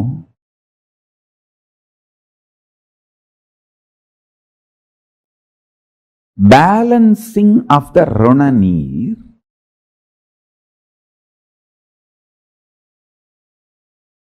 is a very powerful method. I'll give you simple tips.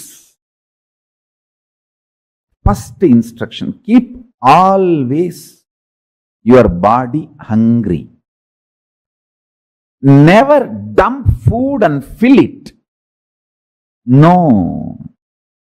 You should always feel that subtle hunger. Means constantly the Jataragni is alive, burning. Rana-neer balancing gives you tremendous willpower. Biggest problem for the seekers is self-doubt, self-denial, self-hatred. Will persistence will be higher than the self-hatred, self-denial, self-doubt in a strong person. Higher than the will persistence, consciousness. You need a strong, powerful vessel to do the alchemy process with mercury. Enlightenment is just like alchemy process with mercury. First, you need to have a stone vessel in which the mercury need to be poured, and the energizing process should happen inside the stone vessel so that the molecules of mercury is broken through the energy and reassembled as a solid molecules. It's a whole alchemy process. But the vessel should be strong stone, granite vessel. Same way, the body should be built with hunger and Rana-neer balancing. I am not saying don't give vitamins, minerals, all needed. Give all of that. But stop dumping junk food on the system. Your body will become a powerful vessel where the spiritual alchemy process can happen.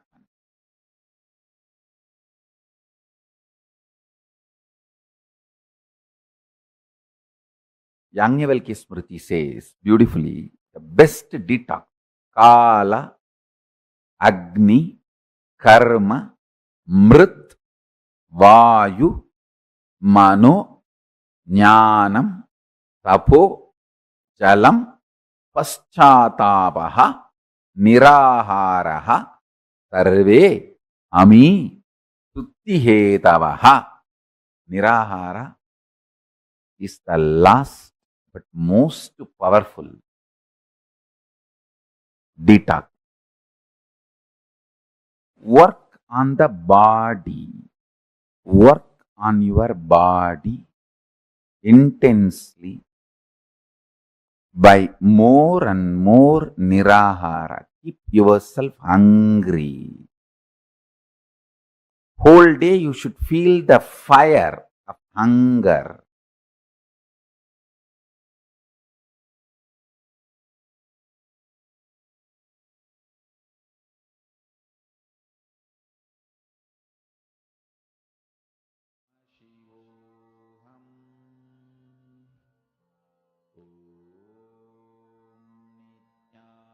Nithyananda Paramashivoham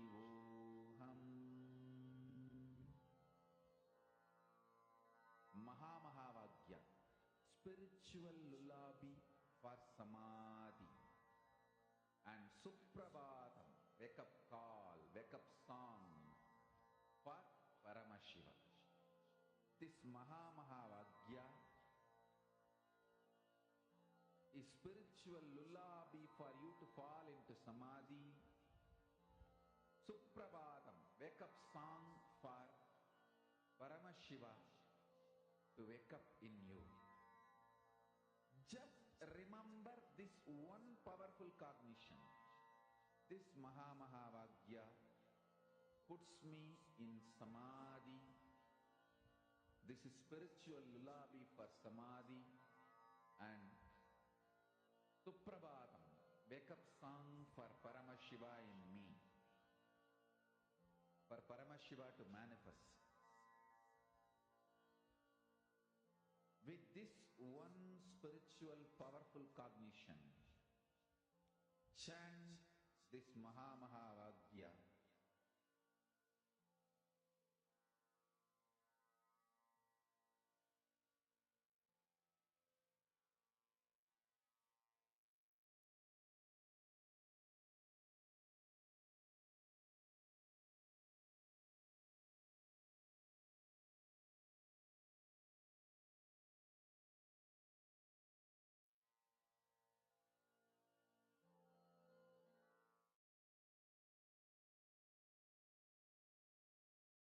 First statement, karma means that the effect of our actions will come back to us in the future.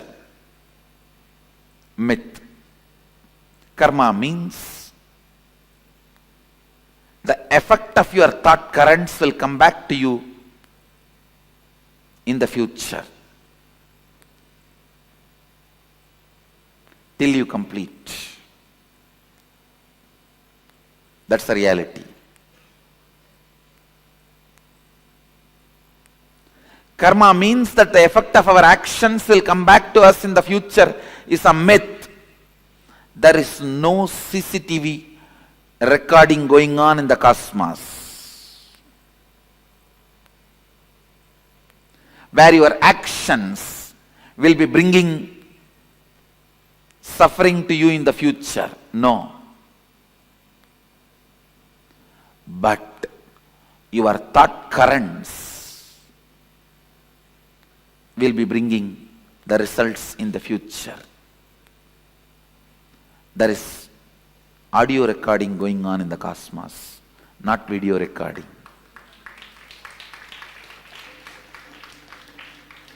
Video recording means your actions being captured. Audio recording means your thought currents being captured. Cosmos has only audio recording, no video recording. Understand, cosmos has no CCTV camera. It's only video muted camera, audio recording.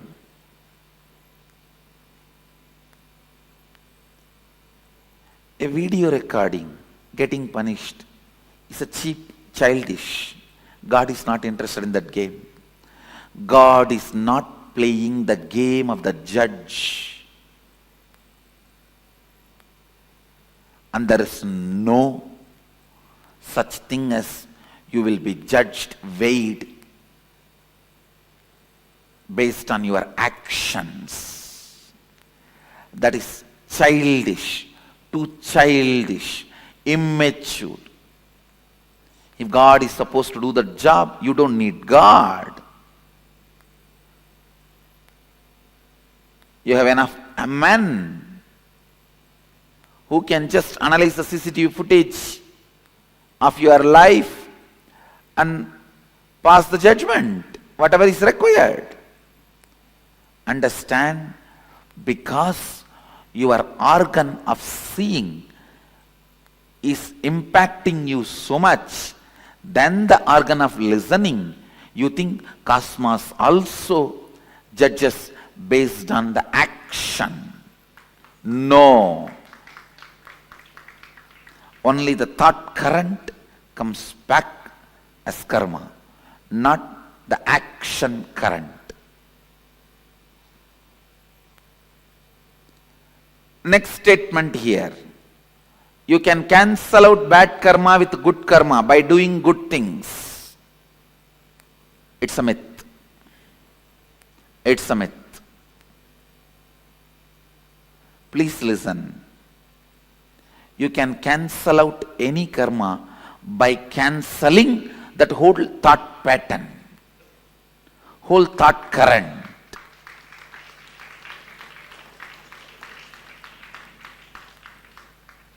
if you are not able to give up even one small parts of your thought current and cause even parts of your reality, that is called bad karma.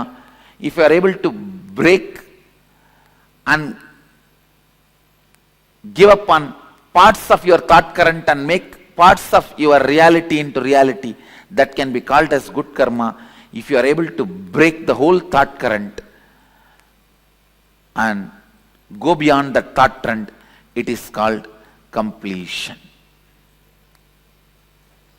So, good karma does not cancel out bad karma.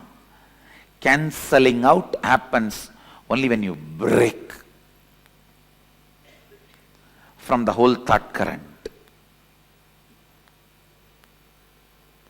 The next statement, same action by different people will have different karmic effect. Yes, it's reality. Because the action is not responsible for the karma. It is the thought current behind the action is responsible for karma. Understand cosmos as continuous audio recording but not video recording. This statement, this truth will clear tons of your questions about karma.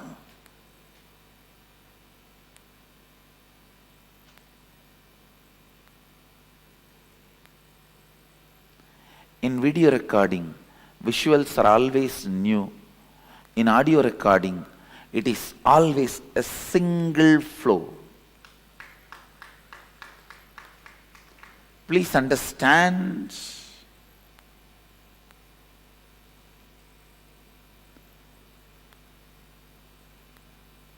If your mind is audio recorded, don't ever think it will be a long hours together material. No.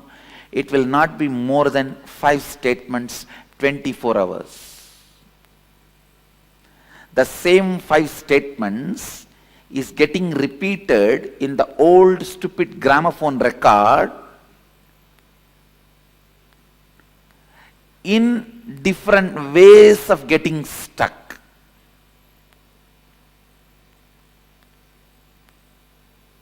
Just this one statement. I ate and like kaka biryani. I ate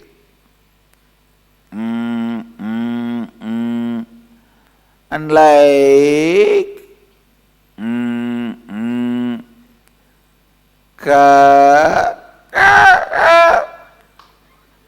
biryani. Maybe next time. I ate and like kaka biryani. Maybe the third time. I ate and like kaka biryani.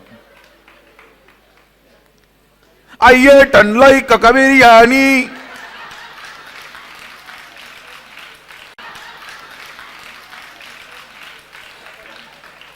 That's all is your inner audio recording. Please understand.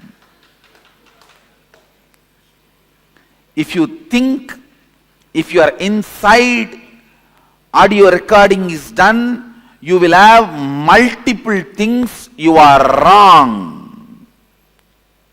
You do not know you. The more restless you are, you think more thought currents you have. No. The more restless you are stuck in the same thought more number of times. Not more thought current. You are repeating the same more number of times, not more number of thought currents. Listen. Listen to this understanding. You can be complete and be liberated today. Internalize this truth.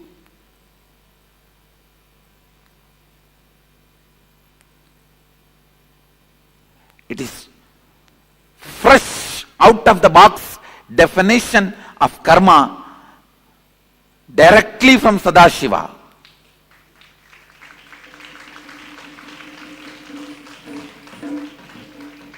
Remember this one truth. Your life has no video recording, it only has audio recording. Your actions do not count, your thought current counts.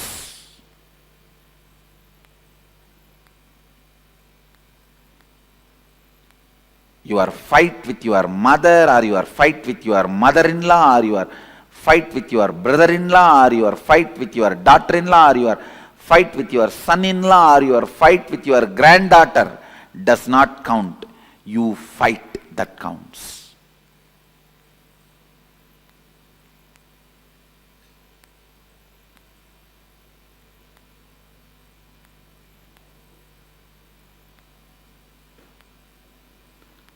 Same action by different people will have different karmic effect. The statement is true. Next statement. Karma cannot be changed.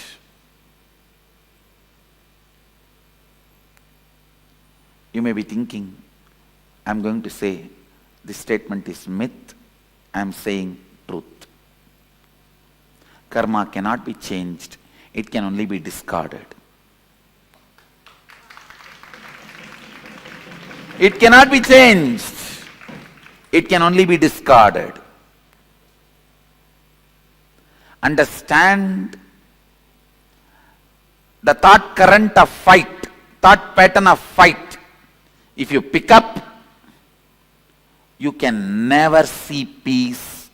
It cannot be changed. You cannot alter the effect, side effect, the associate thought currents, the friend, neighbor of this thought current. They come with Anga, Avarana, Parsha Devatas. If Mahadeva comes, Nandi will come. Devi will come. Ganesha will come. Kartikeya will come. With Ganesha his rat will come. With Kartikeya his peacock will come.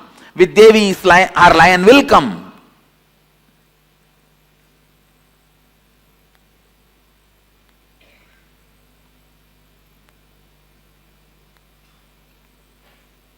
You can't change it. When you bring the thought current of fight, all the things associated will come, you can't change it. Effect, side effect, after effect, everything will come, you can't change it. You will attract the same type of people who are holding the same thought current in your life again and again and again. It cannot be changed. Karma cannot be changed. It can only be discarded.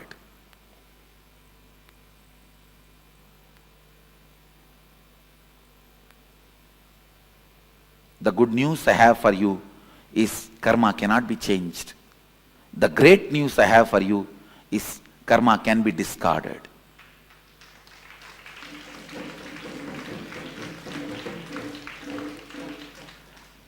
The moment you discard one thought current, suddenly you will see not only you are entering into the next level of your existence, you will be seeing the people who will exist in the next level surround you suddenly. It is literally like Indian movies, how the moment you fall in love, the scene changes. The dry land around you becomes a green grass bed, and the electric pole around which you are standing and talking in your stupid cell phone becomes a great Devadaru tree, and the dog which is pissing around that electric pole becomes a cute pet Pomeranian. And you just run around the tree.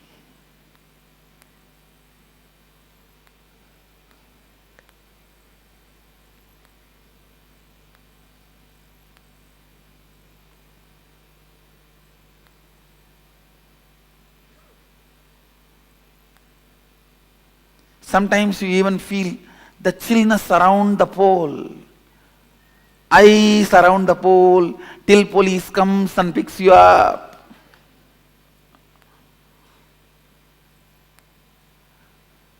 If you are just running around the electric pole, what else do you expect?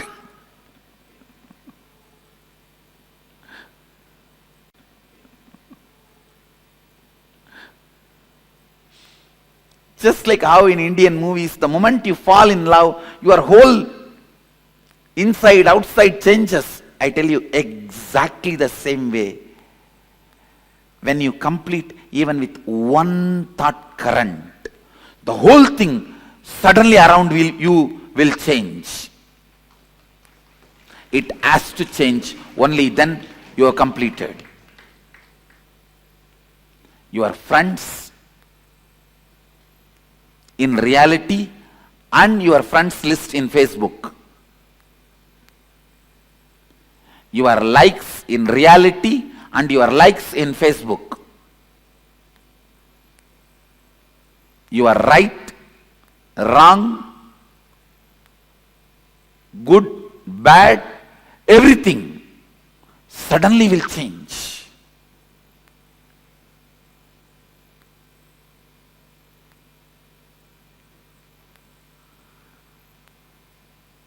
You will have such big breathing space.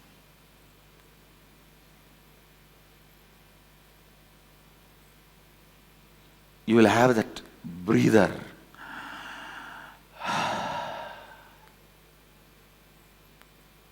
Suddenly the feeling suffocated, collapses, crashes.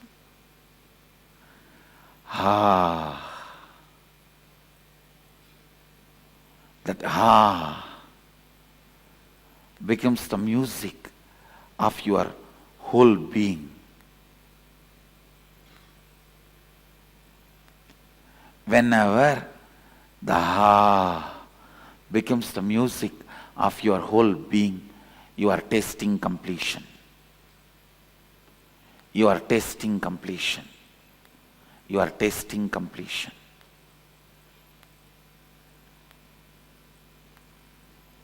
Next statement.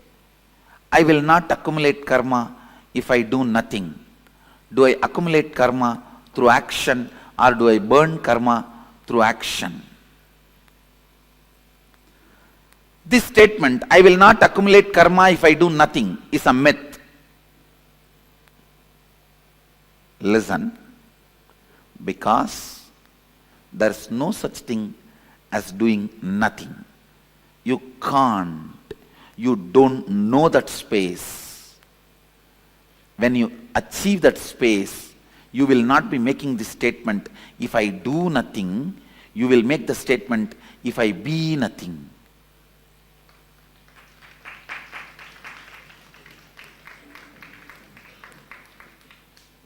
You can never be doing nothing if you are being something. Only if you are being nothing, you can be doing nothing.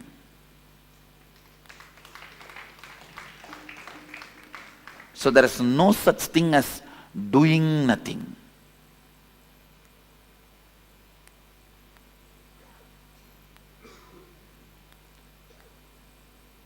So the statement, I may not want to even say it is myth or reality, I will say it is wrong. The statement is wrong.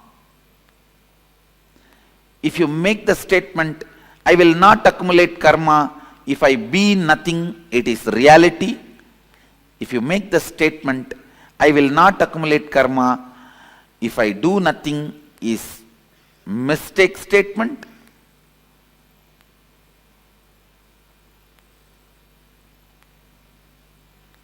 If you make a statement, I will not accumulate karma if I am doing nothing, is a myth statement.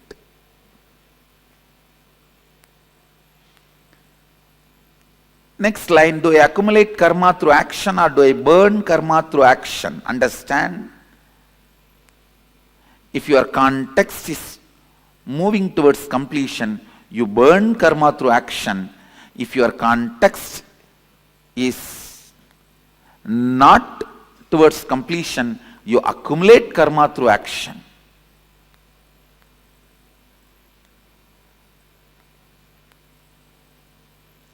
Whether you burn karma through action or accumulate karma through action is dependent on how you hold you, the context you set for you.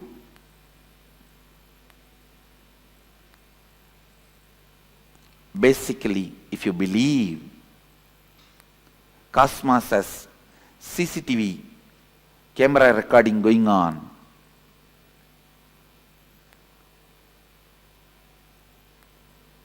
you will be accumulating karma by action, because that kind of a faith will lead to that kind of a thought current and action flow. But if you understand it has no CCTV footage recording going on, it has only internal chip recording the audio, you will exhaust your karma through your action, because you know where you need to work is the thought current you are having, not the action trend you are doing. The struggle is not supposed to be done to wake up early morning 4:30. The struggle is supposed to be done to break the lazy thought current and boredom thought pattern.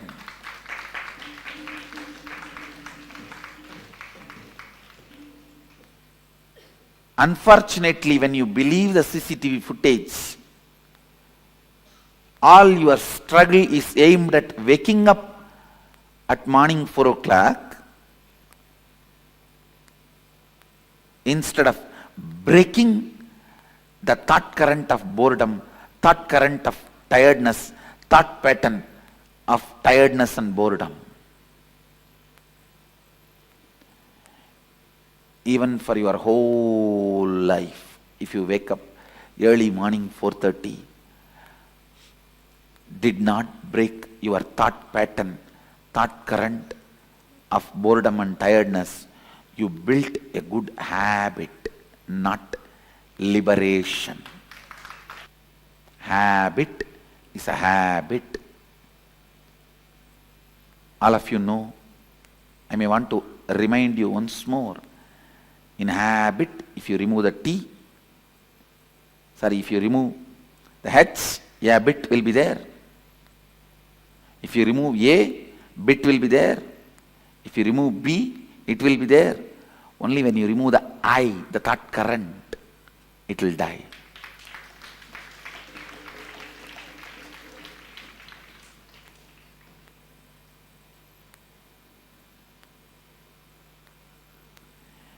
Even if you work whole day in Microsoft,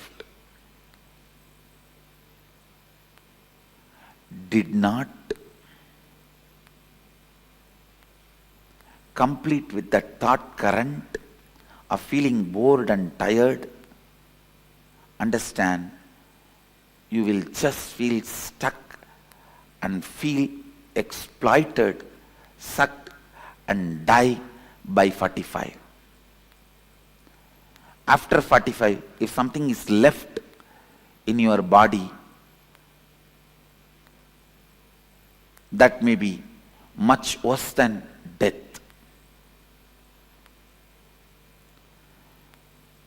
If you break the boredom and thought current and bring activism, you have experienced activism and go on working, you may be working till the last moment of this body's existence and still will not be tired, retired, bored.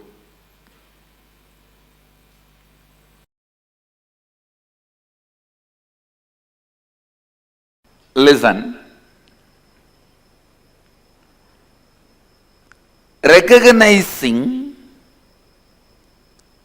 the karma pattern in which you are stuck thought current in which you are stuck and deciding to liberate yourself from that thought current is vidya. Recognizing karma pattern, thought current in which you are stuck and breaking from that, having a breakthrough from that thought current. Please understand, your decision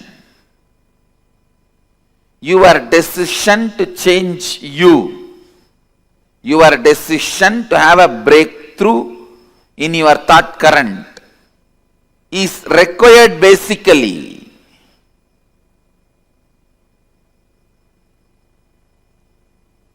to have any breakthrough and have liberated thinking.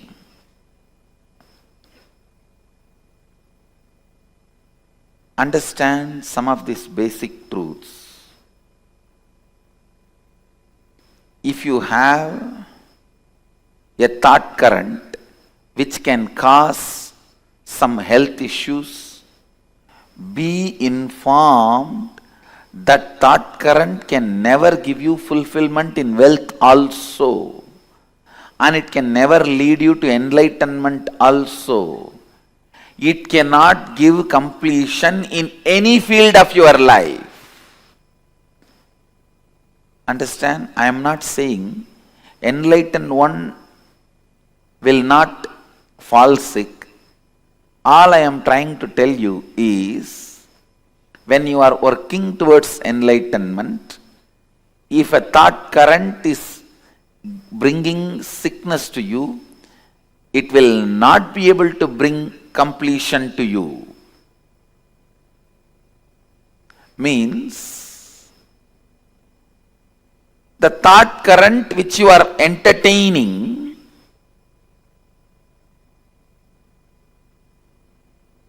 will bring difficulties not just in one field, in every field. So the repairing of thought current is not going to help, only replacing it is going to help.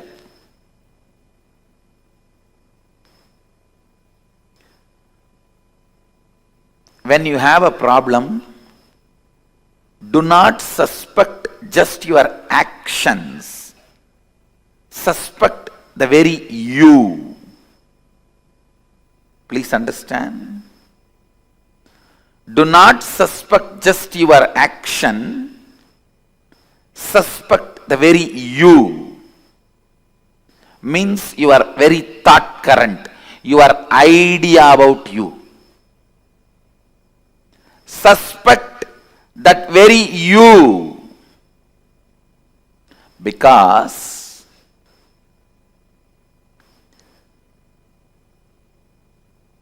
change, transformation, reinventing yourself, having a breakthrough from karma pattern, all this is easy and doable in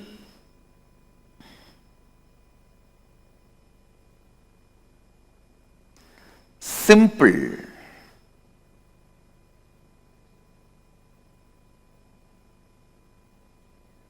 decision of suspecting your very thought current. Please understand. Most of us go on suspect our actions. I think morning I don't get up and do yoga, that is why I am sick. I think I don't go to office in time, that is why I am not earning. I think I am not taking right decisions in my office, that is why I am not earning. All this is suspecting your actions. No. That is not going to solve the issue. That is not going to give you a breakthrough. Suspecting your very cognition about you. See, early morning, unable to get up and go for yoga means you have the deep cognition that is not possible for me. It doesn't look like me. It looks like somebody else, not me.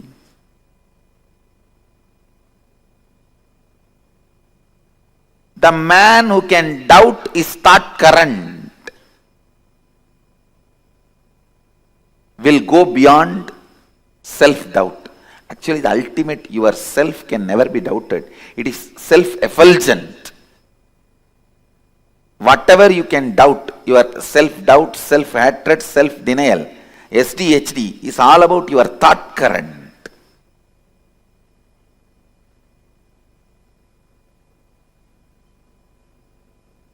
You should doubt your thought current, which is creating SDHDs in you, and complete that SDHD. Self-doubt, hatred and denial. Please listen. Do not confuse the words. I am giving you the exact essence. The thought current which you are having about you, the cognition you carry about you, that is what you celebrate as you, even though that is not you. What you celebrate as you need to be doubted. And the completion need to happen for the doubt by dropping that very self which you cognize as you.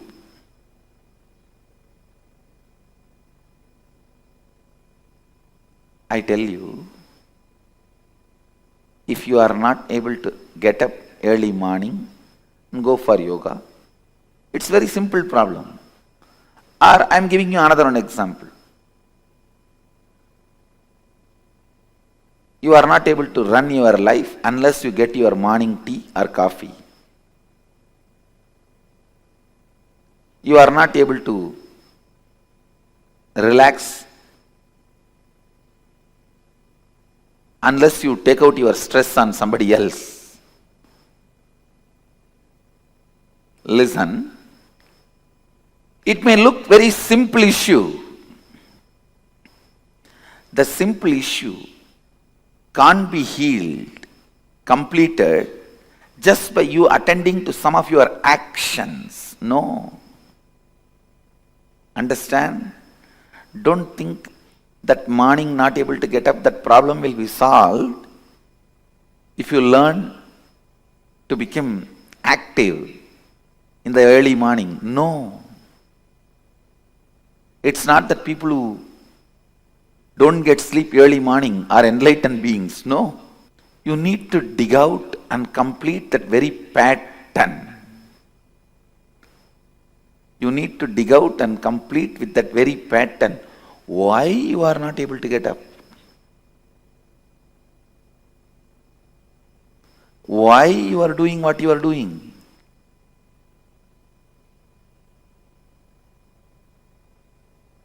Partially attending or looking into your problems will never solve the issue. The very thought current need to be renounced.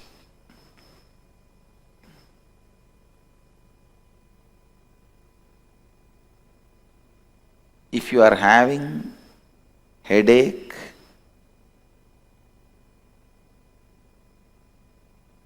be informed. It will not just resonate in your head, it will resonate till the end of your life wealth, relationship with others, contentment, everything. Everything. Because it is the thought current. One of the most paradoxical thing in the life is, listen, one of the most paradoxical thing in the life, whenever you need to attend the whole, you attend the part. Whenever you need to attend the part, you attend the whole. It is very unfortunate. Whenever you need to attend the whole, you attend the part. Whenever you need to attend the part, you attend the whole. The very thought current with which you operate need to be replaced. The very thought current need to be renounced.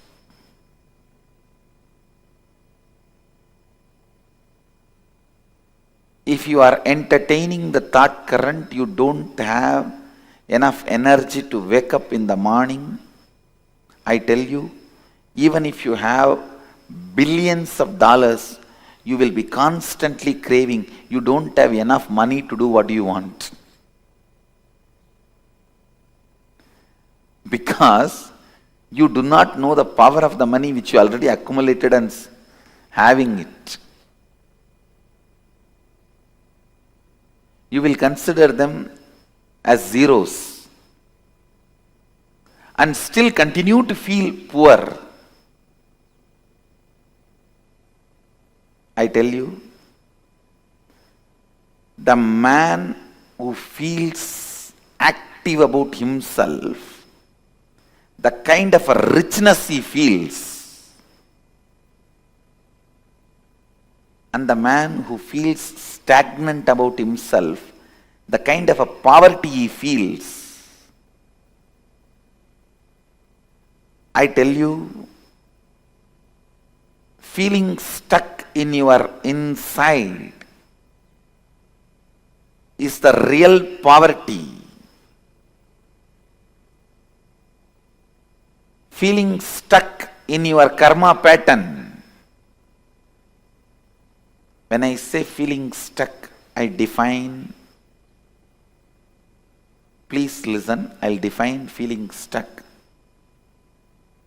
Today, you somehow wake up, do little yoga, and even go up to the level of Kirtan, Guru Puja, then 9 o'clock flat. Then for 1 week, nothing moves. Again, after a week, you attend Karma webinar and you decide to break from that pattern. Again, 2 days, things move. Again, you are back to square one, sometime even square zero. This is what I call feeling stuck in the pattern. Feeling stuck in the pattern. Understand,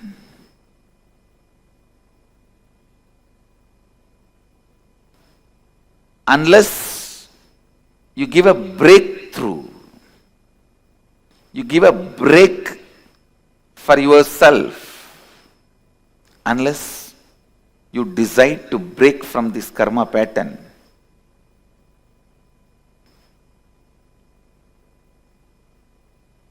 completion never happens. Fulfillment can happen only when you break from karma pattern. I tell you, I have seen millions of beings, not just human beings, Gandharva, Kinnara, Kimburuda, Yaksha, Rakshasa, Bhuta, Preta, Pichacha. I have seen all types of beings. With that clarity I am talking to you.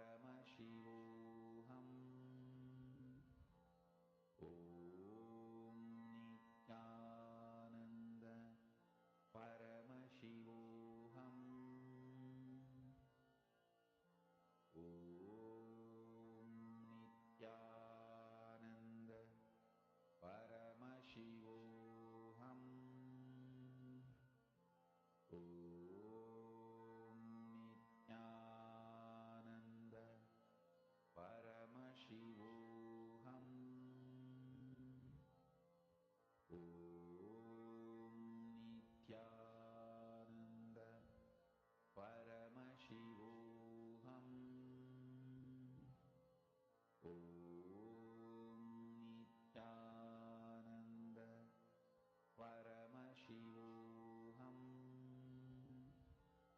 Nithyananda Paramashivoham.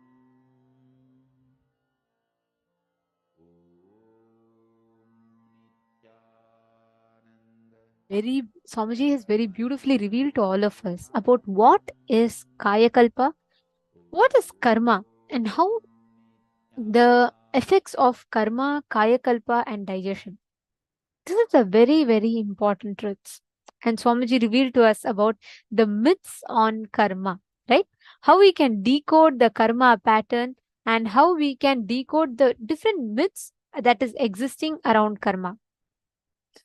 Now, to all the participants, every one of you sitting here, we request all of you to take a few minutes and post what is the new understanding that you have had on karma. What is the difference cognition in terms of cognition that you have had on karma? Please take a few minutes and share with us. See, all your karma patterns, every pattern that you generate, it's called a karma pattern. Like for example, let's say you create an addiction of every morning reaching out to coffee.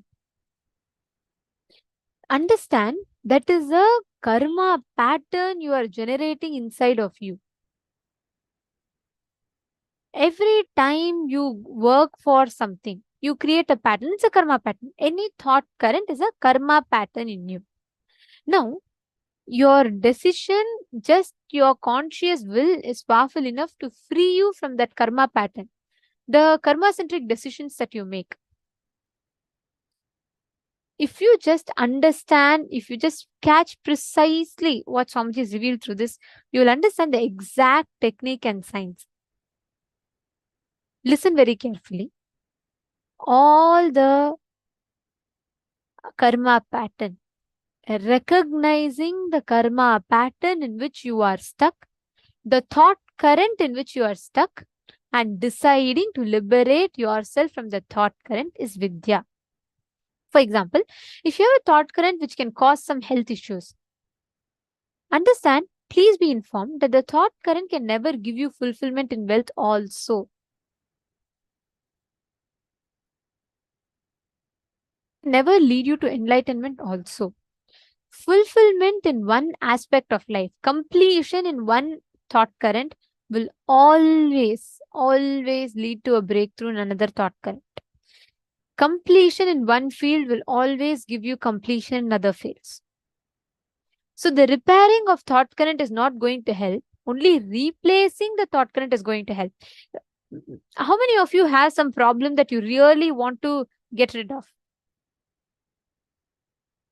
Like some thought currents that you have, which you really want to like break free from, which you really want to get rid of. Can I request each of you to post? Like, let's say you might have a habit of waking up late every day morning and you really want to get rid of that. Can I request each of you to post one habit that you really are looking to break free from? Getting irritated very soon, or you very often carry certain reaction when people tell some word. How many of you have things like that?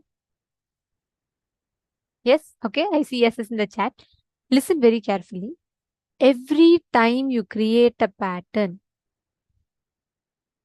your whole brain is processing and creating a particular pattern in you. So listen very carefully. Your brain makes the habit into a pattern. Like for example, if you see Grand Canyon, why is Grand Canyon the way it is? Because for millions of years, river or some water body has flown through it, and it has cut. So because of that erosion, there's a valley, right? Now, every pattern deeply creates a groove in you that strengthens. And that becomes a karma pattern. Understand?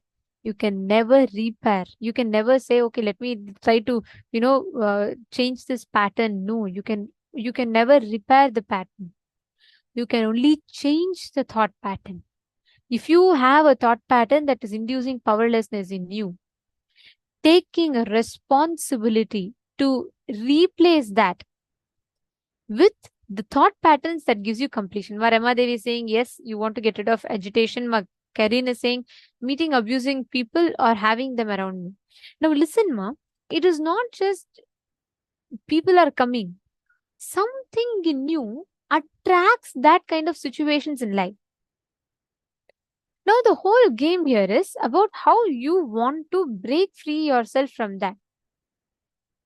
What is the way, action that you're going to take to liberate yourself from that particular karma pattern? Karma cannot be changed. You cannot change a karma. You can replace a karma pattern. You can replace a particular thought pattern. Understanding?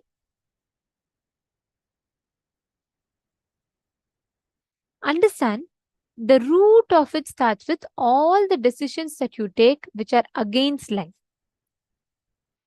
There's a very beautiful incident that it happened in the monastery campus. One of the Adinavasis, sannyasis living in the campus, she was once diagnosed with cancer in her base of her spine. Like it was a very quite serious, and she was suffering from cancer. So she came to Swamiji for healing, and Swamiji used to heal her. Every time Swamiji heals her, she'll be healed of that cancer. It was in the base of her spine. But in a few days, again that severe pain and cancer will come back.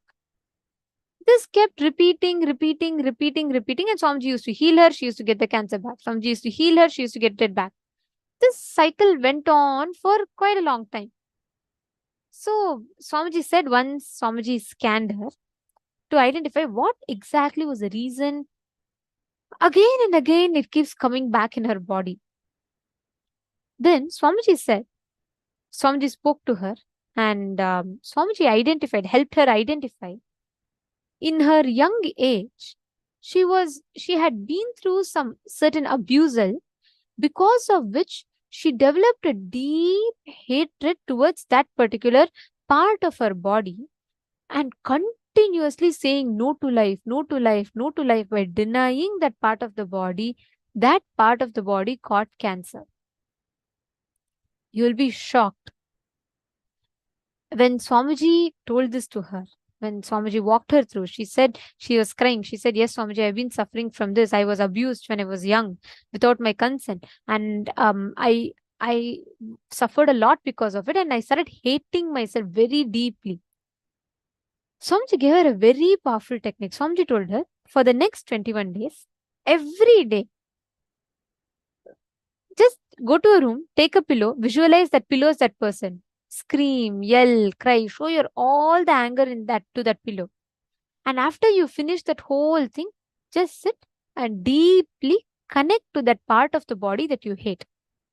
Just deeply connect and offer your gratitude to that part of the body. And I tell you, she did this. Within 10 days, she got rid of the cancer. It never came back to her. This is the power of breaking yourself free from karma patterns. All the known, unknown karma patterns, this is the root. Karma cannot be destroyed, but it can surely be replaced. This incident was very, very powerful. Just by doing this one meditation process, she just replaced that karma pattern, that same karma pattern which made her again and again decide for suffering.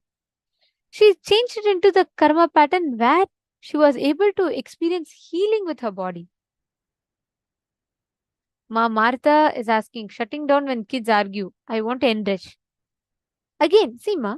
Alright, let's do one thing. Ma Martha Mann, listen very carefully. Identify the thought pattern in you which gets triggered when they don't listen. See, for example, if someone calls me, let's say, monkey, I won't feel offended. But if someone calls me, let's say, someone calls me a buffalo, that might affect me more. Why? Selective words affect someone. Selective words The same thing, if someone calls another person, the same person calls another person a monkey, they may get affected for the word monkey, but not affected for the word buffalo. Why? Because it is not the external situation. Every external situation is triggering a thought current in you. Are you catching it? Now, there are two ways you can deal. You can try to change life, which is never going to work. People are not going to change. If people could have changed, then long back world would have been a happier place to be. People, you cannot change outside. The only thing that is under your control, easy to change, is you, inside you. So, look in, identify every time when your kids don't listen to you, they argue back. What thought current in you gets triggered? What is the thinking process runs in you?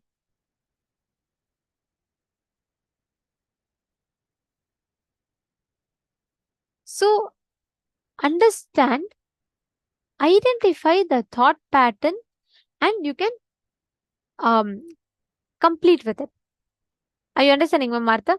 Sit now and write. You'll actually start understanding. I request each of you, pen down all the decisions you have taken that were against life and caused you suffering.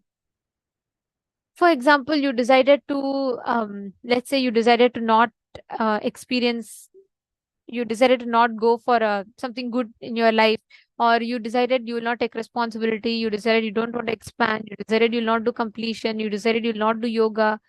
Take all the decisions that you've taken against life. Take a few minutes, just 5-10 minutes, sit and pen down. All the decisions you've taken against life, please pen them down.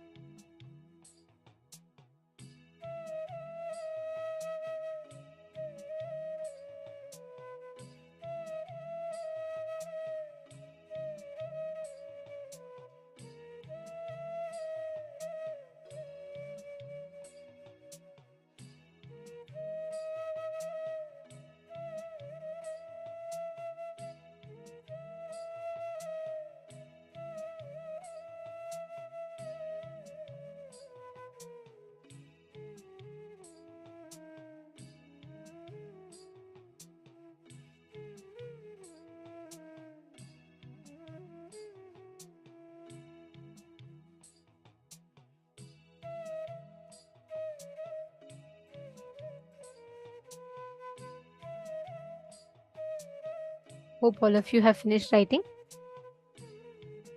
See, now please understand, all of us, every one of us are, just by our decision, we have the power to rewrite the karma patterns. We have the power to break free from even the biggest of addictions, fears that we carry. Now, every one of you that are sitting here with us, please understand, today, just through the initiation, Swamiji will be liberating us from all kinds of karmas. Now, from morning till now, we've understood about karma, we've understood about how to break free from karma, and so on.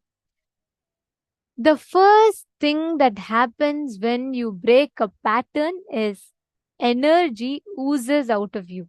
Actually, suddenly you will see, how many of you have experienced this? Whenever you do completion, you'll suddenly feel like you're just overpowered with energy. How many of you have experienced that before?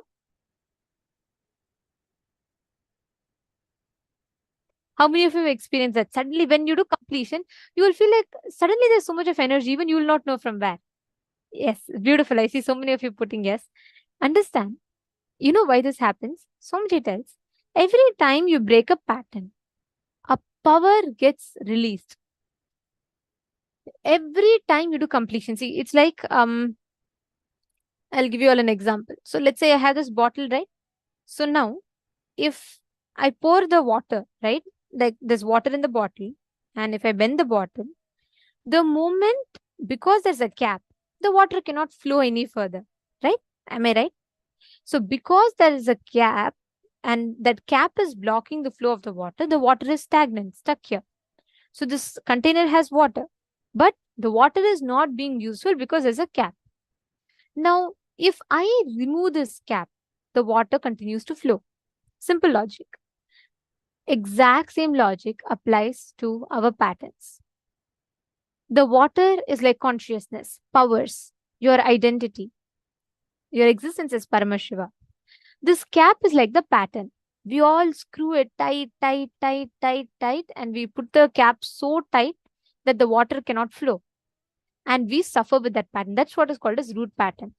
Now, doing completion, if I remove this bottle cap, what will happen? The whole water is going to flow out, correct? It will just immediately gush out. The exact same thing happens when you complete, the energy gushes out. That is why we all feel sudden surge of energy during completion. Now, the only thing we need to do, the only thing we need to understand, the only thing we need to do is apply the science of completion. And whenever you complete, whenever you break a pattern, the energy gets released in you. That energy is what is life energy, Atma Shakti, the energy of enriching. Enriching is the power of living. Every moment of your life, you can harness that power. Let us learn about the science of enriching. What is enriching? And today, all of us are having a very, very special initiation.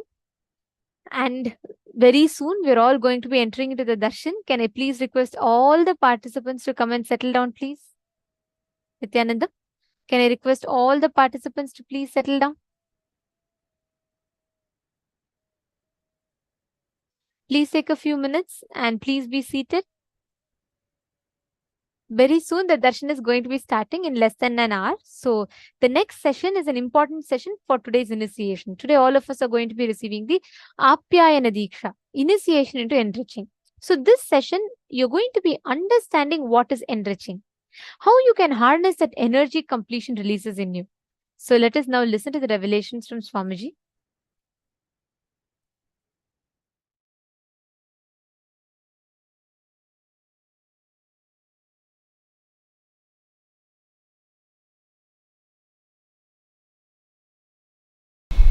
Today I'll expand on how the enriching and causing is a spiritual practice. Understand?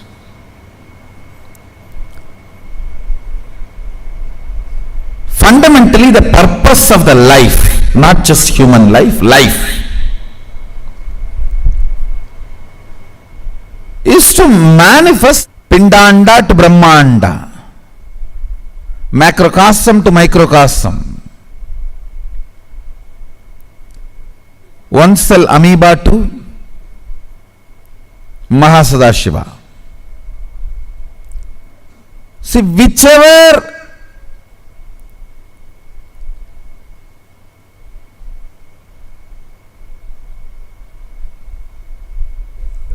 part you are in this long journey, you may be just having physical growth, or having physical and psychological growth, or physical and psychological and conscious growth, or whatever level you may be there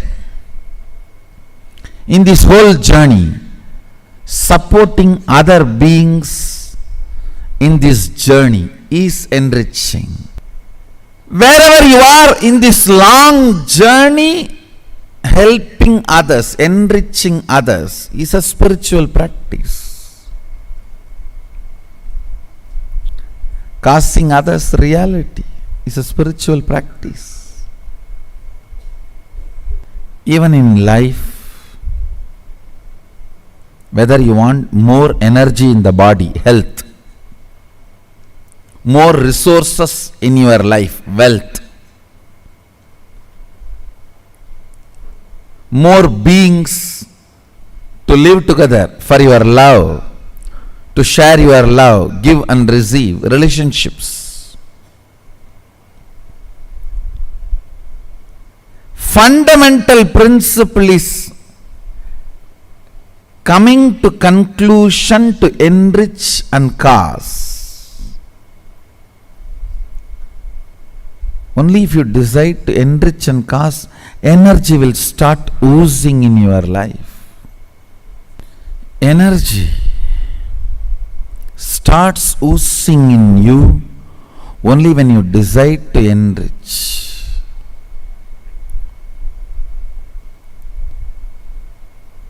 It expresses as health, it expresses as love, relationships, it expresses as resource in the life like wealth.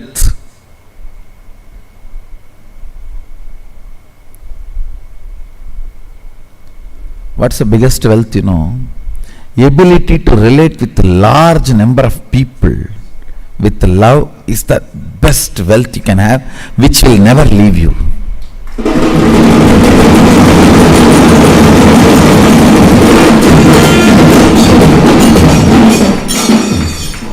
Which will never leave you. Understand? There is only two ways you can be wealthy. The organic way of wealthy is ability to relate with multiple people with energy. Toxic way of relating is ruling. Fundamentally, ruling is toxic way of relating. All human beings should be given a chance of love relationship only if he or she is not even mature to relate with that love relationship. I have seen when you shower your love, people think you are innocent and you can be cheated. Then no other way they should be ruled, because they want that only. They come and tell, rule me, only then I will be disciplined. Otherwise, I myself do not have any discipline. I don't trust me. I can't control me. You control me.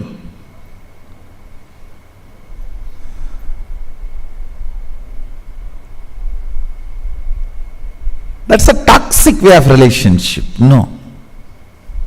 Organic relationship is ability to love, and through love, ability to relate with more and more and more number of people, beings. Organic wealth is your ability to enrich and inspire, get involved in people's life. I tell you, even if you don't have this capacity, love to relate with people, learn it. That will be the best training you can have in the life. Whatever you want to become, this is the fundamental training. This will make you successful.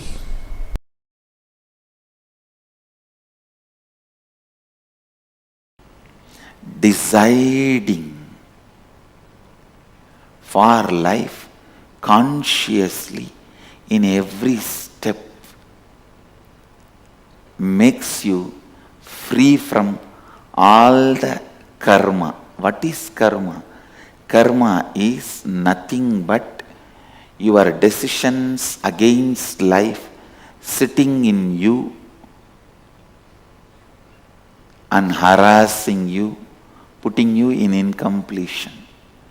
Your decisions against life which sits in you and puts you in incompletion is karma. Is karma. Your decision for life liberates you from all karmas, all fears, all negativity.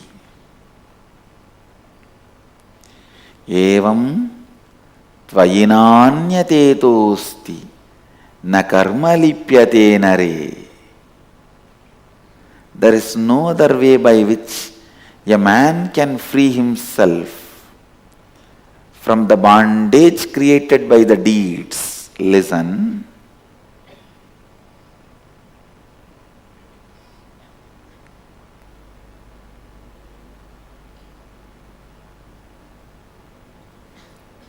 How much ever you hear all these things, you need to sit and internalize. That is why again and again I insist, come here, experience inner awakening.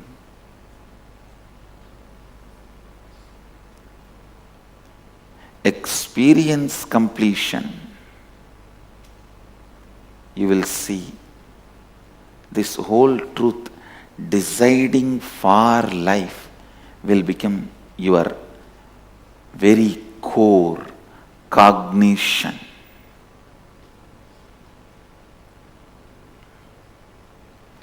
Kuruvan neveha karmani jijivishechadagun samaha evam tvayinanyate tosti na karma lipyate nare.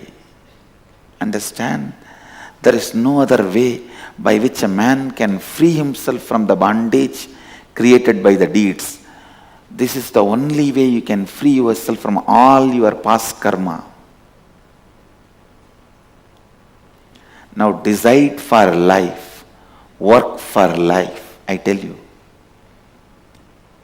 People ask me, Swamiji, in the past I have done a lot of violence.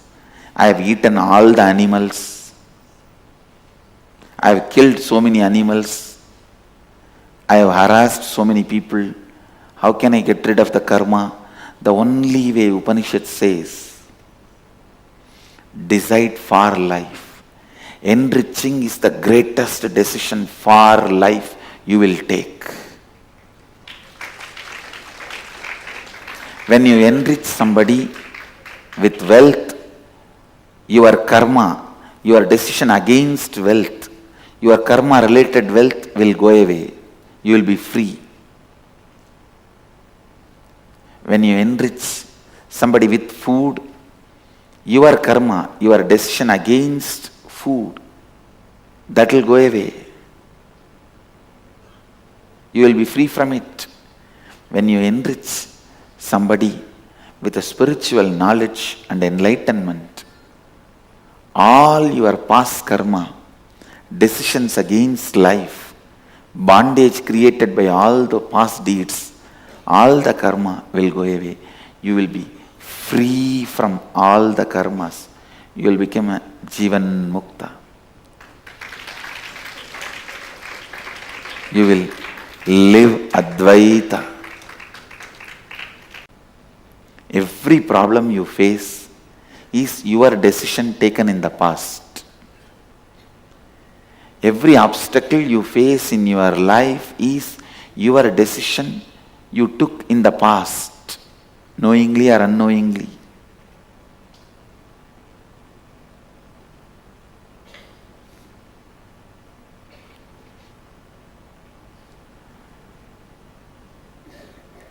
You can decide now strongly for life. You will see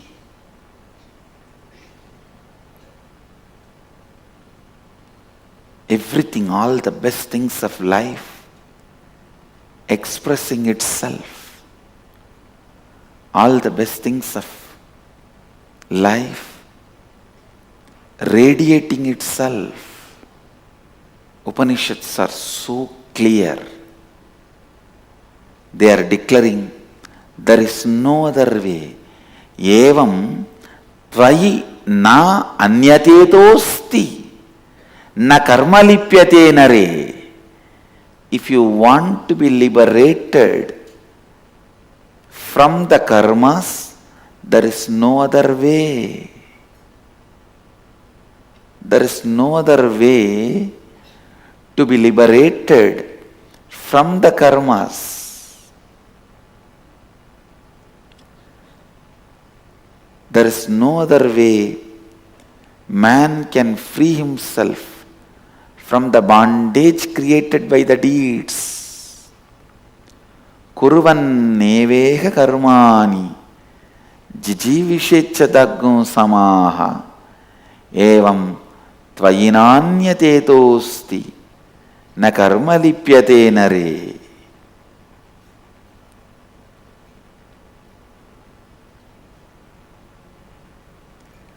There is no other way by which a man can free himself from the bondage created by the deeds.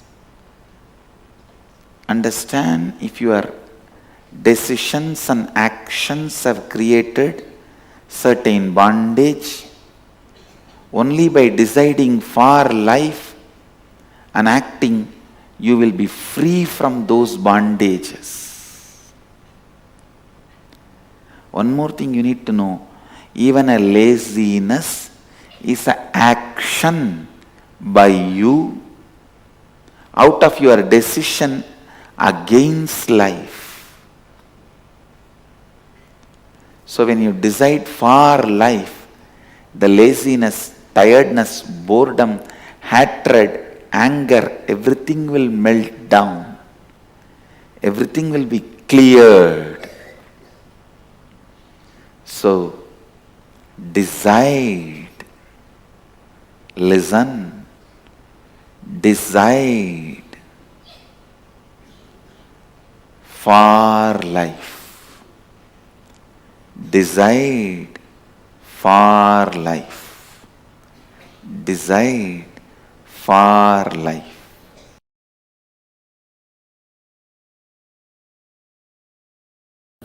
Life is rhythmic continuum. If you avoid this boss in this life, it's not that you are going to be liberated. You will project the same boss in your life continuously till you come to completion with the pattern why you are projecting the same type of people in your life.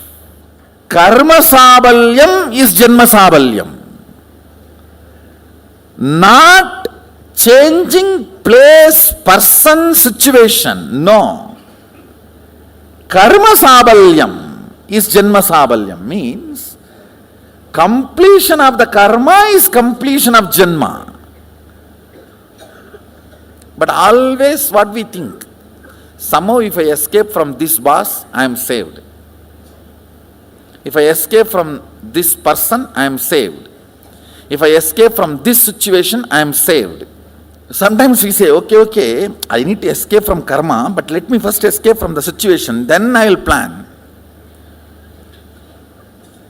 Listen, if you decide to change the karma and want to escape from the immediate problem, God will support you completely.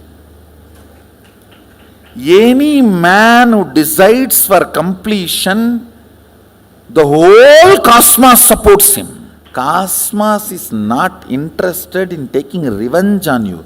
It is interested in rejuvenating you.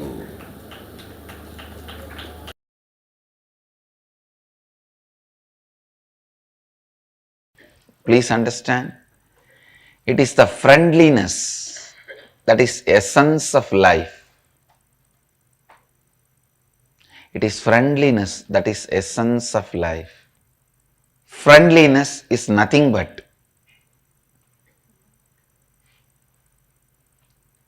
positive self-fulfilling prediction about the other person. Listen, I am defining.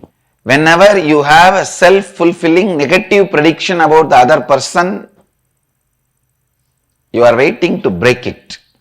When you are waiting to break it, all your attitude, everything will be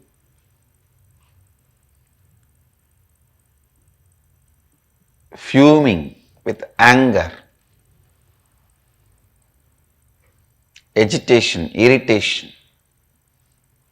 Friendliness is self-fulfilling positive prophecy about the other person. All your prophecies are powerful enough for self-fulfilling. Means if you decide today your day is going to be a very bad day in the morning, it is going to be bad day. Because you know how to pick up the bad things and assemble and see. Today is a bad day. You are capable of it. You will even make it and do it. There are some blackmailing media in India that's just for the news. If they want to show somebody as bad, they make news as bad and portray that person as bad. If you decide today is going to be a good day, you know how to make good day. Even if there is something wrong, you will stand and struggle, and that struggle you will make it as a, see how I responded, so it's a good day. You know how to make a good day or bad day. Any prophecy you create, it is powerful enough to fulfill itself. All prophecies are self-fulfilling. Listen, ध्यान से सुनिए. When you see a person,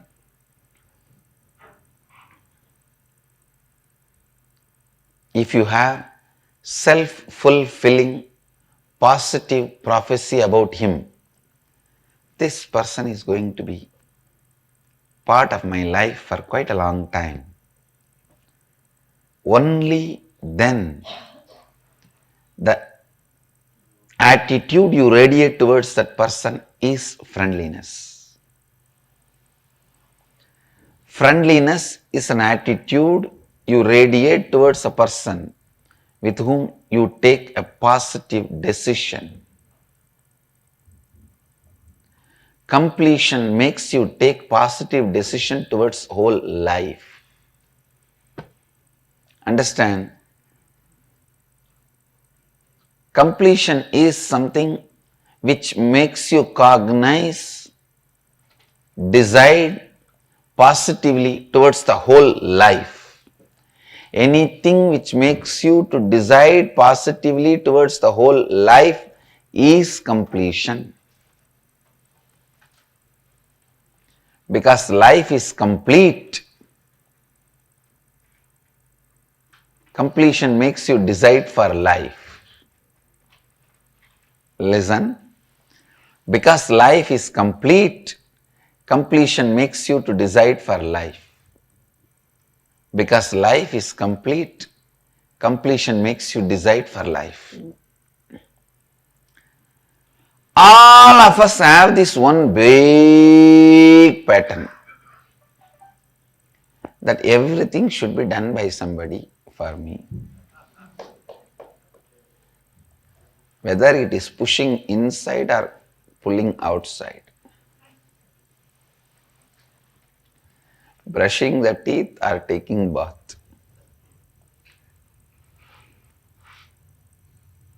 Including our transformation, enlightenment. If somebody does it and just ready-made inserts into us, like a ready-made complete software, tatak. And then you open your eyes and see, yes, I am enlightened. What happened? I went to that Nithyananda Swami's program. Yesterday he touched me and I became.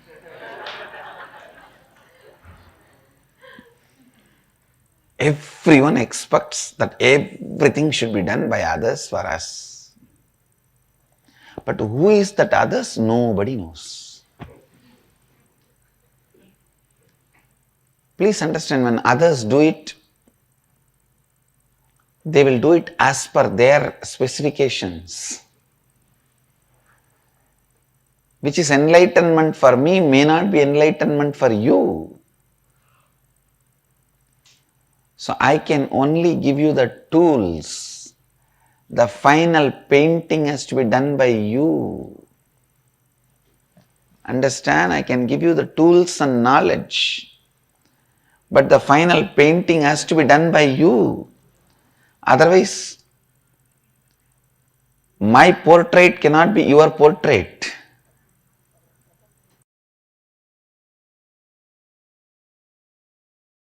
Most beautiful components of relationship, feeling empowered by the other person.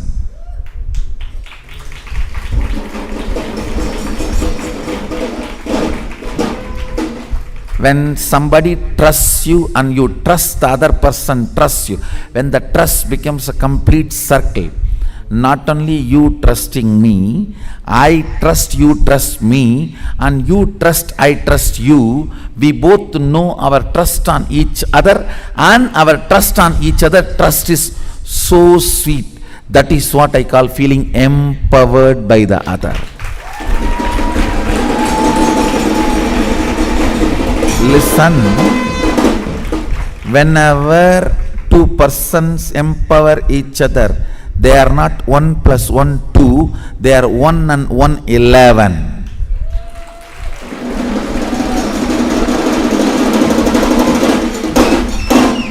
When three persons trust each other intensely, they are not 1 + 1 + 1 3, no, 1 1 1 111.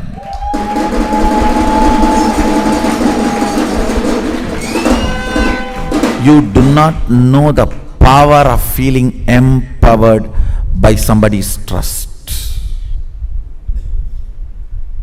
The trust,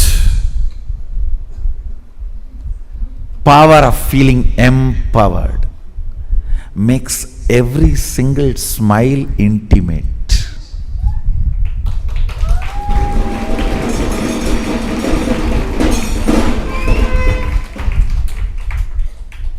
Listen, listen. All the beautiful things of relationship, tremendous friendliness, tremendous sweetness of togetherness, just sipping a cup of coffee together,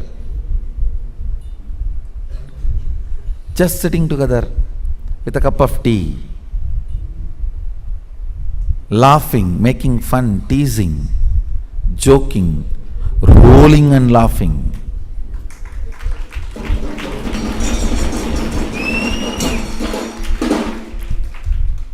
Most beautiful components of relationships gets brutally murdered when the sex intervenes like a wolf inside the sweet home. Understand?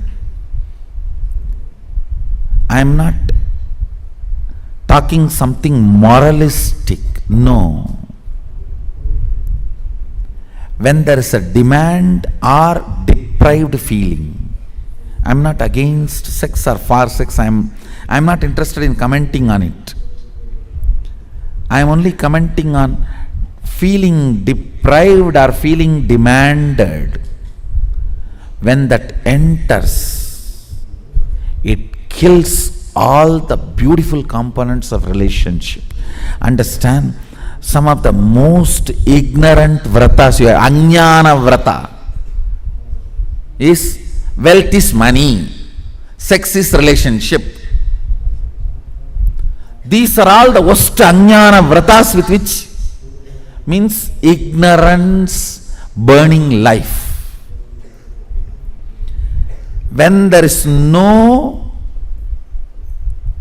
deprived feeling or demand, you experience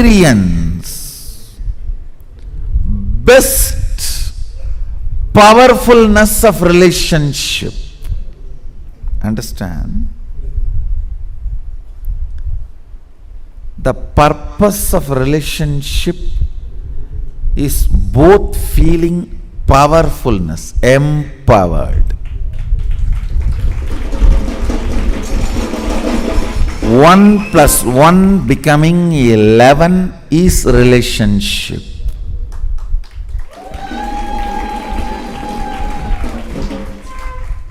That is why the statement I make looks very paradoxical. Sex destroys relationship. Sex ends relationship. Because the moment you feel you are deprived or you are demanded,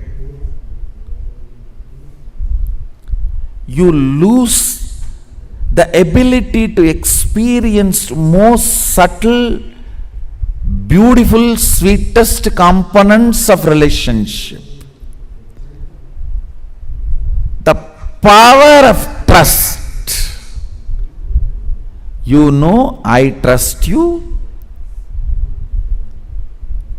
and I know you trust me, and you trust me that I trust you. This full circle of trust, I tell you, even if you find one being with whom you have full circle of trust, so much of feeling empowered happens.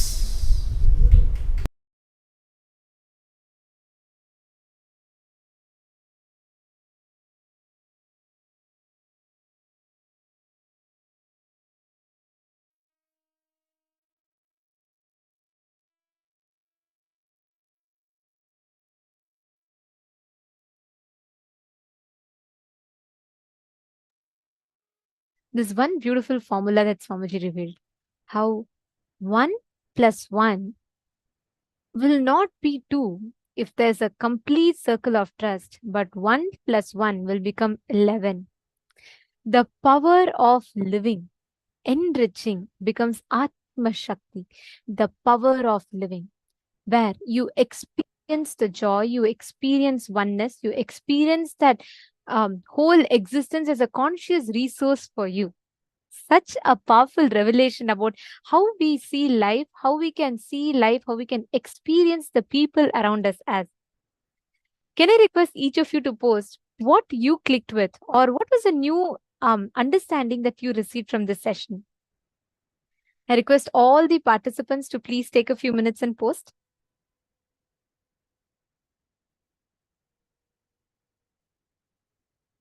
Today, so many of us have received such amazing truths about, be it about karma or be it about now what Swamiji is revealing about enriching. The power of living. Imagine if we all add this as a conscious resource in our life, then you can you literally have the capability to add, to consciously use anyone in your life as a resource for you to expand further in life.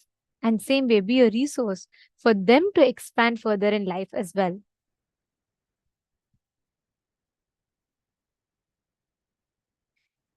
Just by applying this one powerful cognition, we all can experience that tremendous breakthrough in life. And this is what Swamiji is going to be initiating to all of us through the Apyayana Diksha today.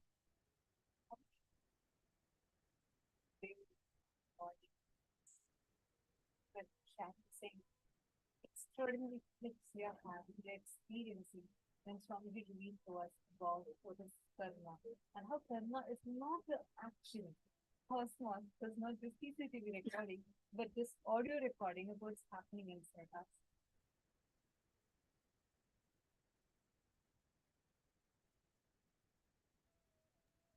Sorry for that. I hope now you all are able to hear me. Yes. From morning till now, so many of you were sharing with us saying how many clicks you're having when Swamiji is revealing to us about karma. How karma is literally not equal to the actions, but the thought currents that you are stuck in. And such extraordinary breakthrough revelations where just by listening to which you'll be liberated from it. And not just that, Swamiji explained to us how Cosmos does not do video recording. It does not have a CCTV recording. It instead has an audio recording, continuously has an audio recording, which is why the thought currents we carry are too important. And many of you were asking, okay, now what is it that can liberate us from these karmas? I think Susan was sharing, saying, oh my God, now I feel like everything I do is going to be only a karma. How can I be liberated from it? And in this session, Swamiji gave us the exact answer for it. Swamiji said, only by saying yes to life, na karma lipyate nare. Verse from Ishavasya Upanishad, Swamiji explained about it. How, when you keep saying yes to life, the karma does not touch you. Karmas don't bind you anymore. And what is the biggest yes to life? What did Swamiji say as the biggest yes to life? Come on, take a moment. Just now we listen to it. What is it Swamiji told as just doing this one thing is saying biggest yes to life. Therefore, you will have the ability to live for hundreds of years. Actually, in the very second verse of Ishavasya Upanishad, it says, Kurvan neveha karma ani jiji visheshatagum sama aha, meaning you can go on doing so many actions and live for hundreds of years. And in the same Upanishads, the Upanishadic Rishis also give us the secret technique of how you can live without those karmas binding you, which is saying yes to life. And what is the biggest saying yes to life? Yes, so many of you posting. As you all have posted, that's right. It is enriching. And that enriching is what Swamiji is going to be giving us all as an initiation today through the Apyayana Diksha. We all are going to be receiving the power to be enriching. Continuously enriching, enriching, enriching will empower you so much that even the actions that you do, you will just be doing it for the sake of enriching. Like how, if you see Swamiji's whole life, take any action, there will be not a single thing Swamiji does for himself. It's just for us.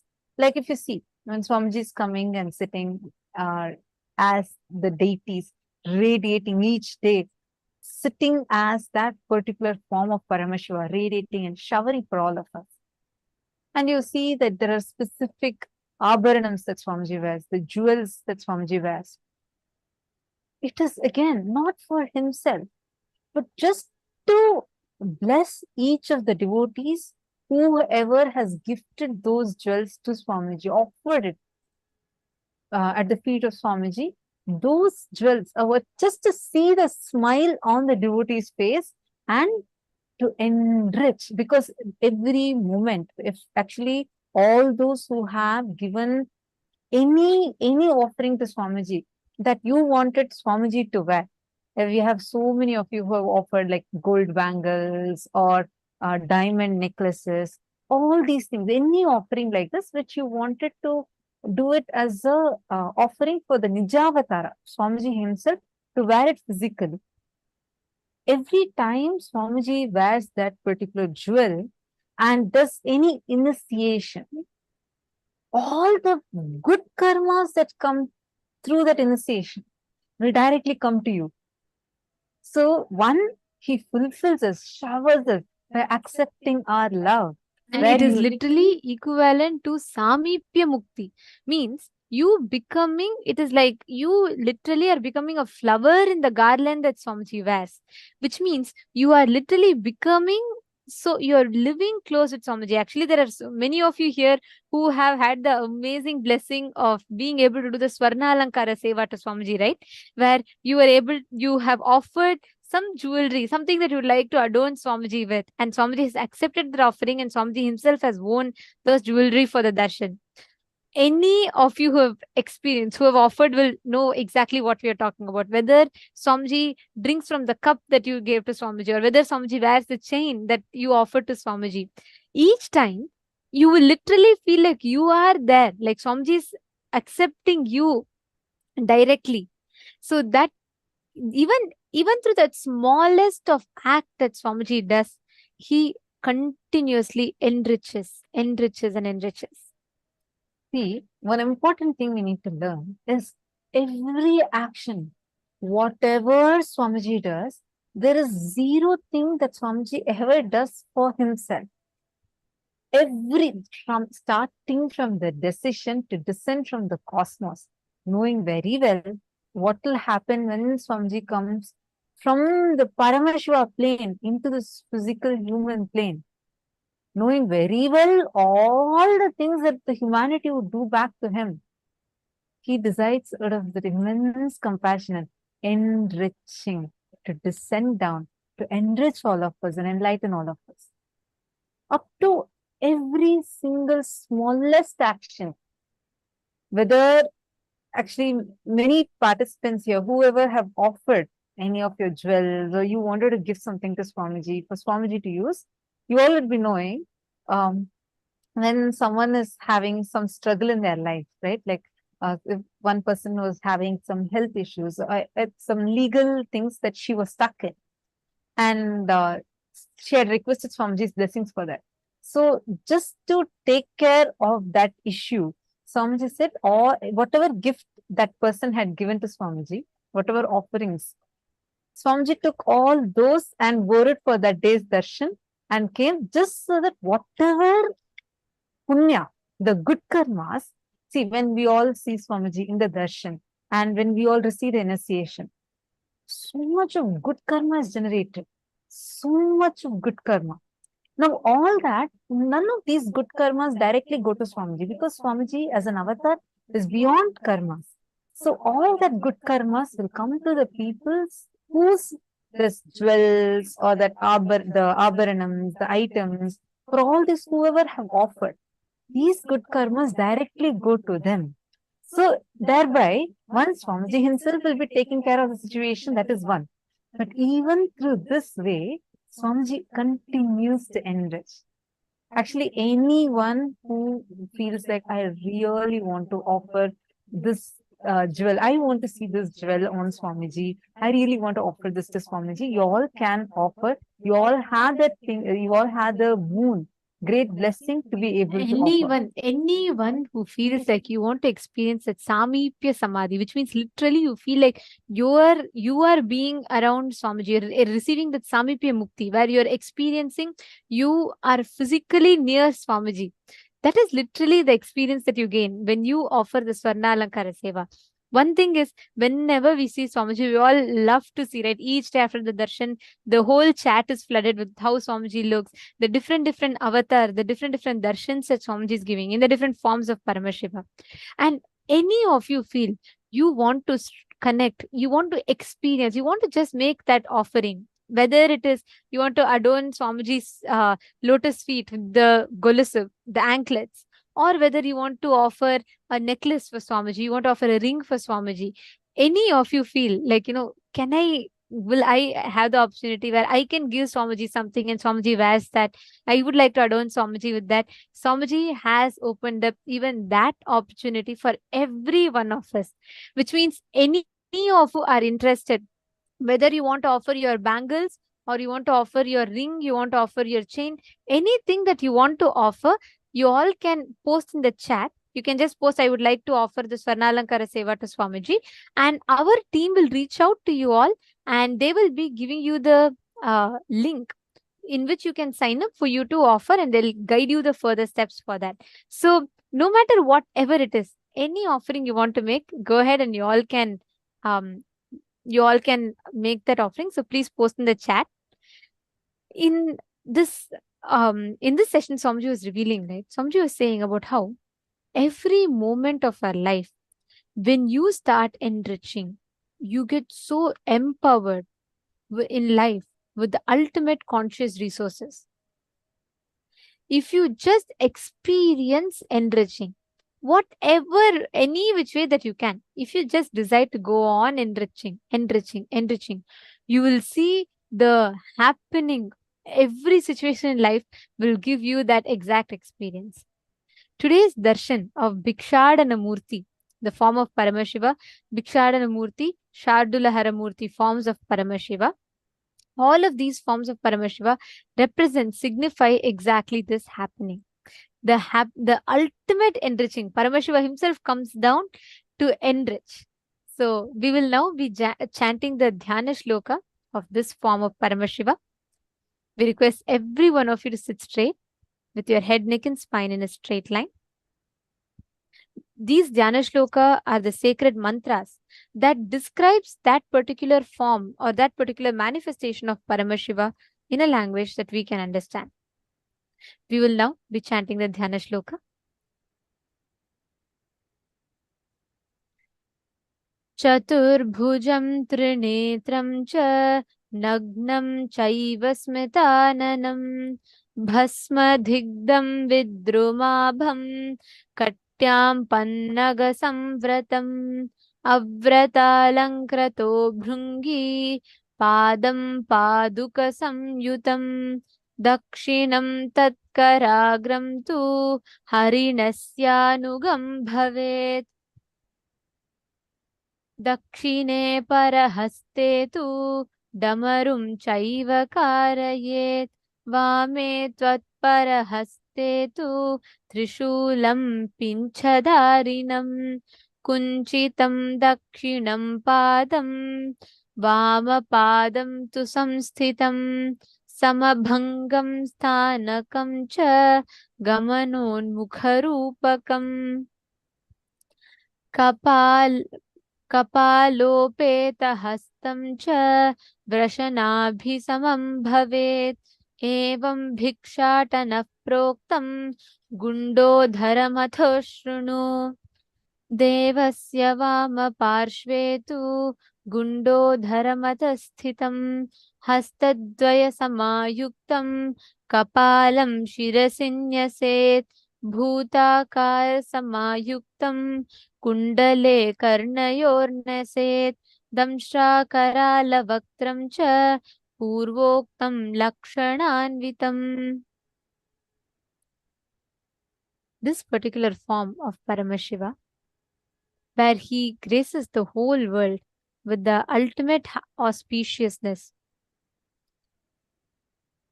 the ultimate blessings of enriching, he himself comes down, causes the reality of all the rishis, bestowing them with enlightenment. Today, all of us are going to be receiving this initiation into experiencing enriching. We request all the participants to please bring a white thread, as we had announced yesterday. Please bring a white thread and make sure that you have applied turmeric on it. You don't need to wear it right now. During the darshan, Swamiji himself, once Swamiji initiates, Swamiji himself will be blessing us, and Swamiji will be telling us to wear. At that time, you can put the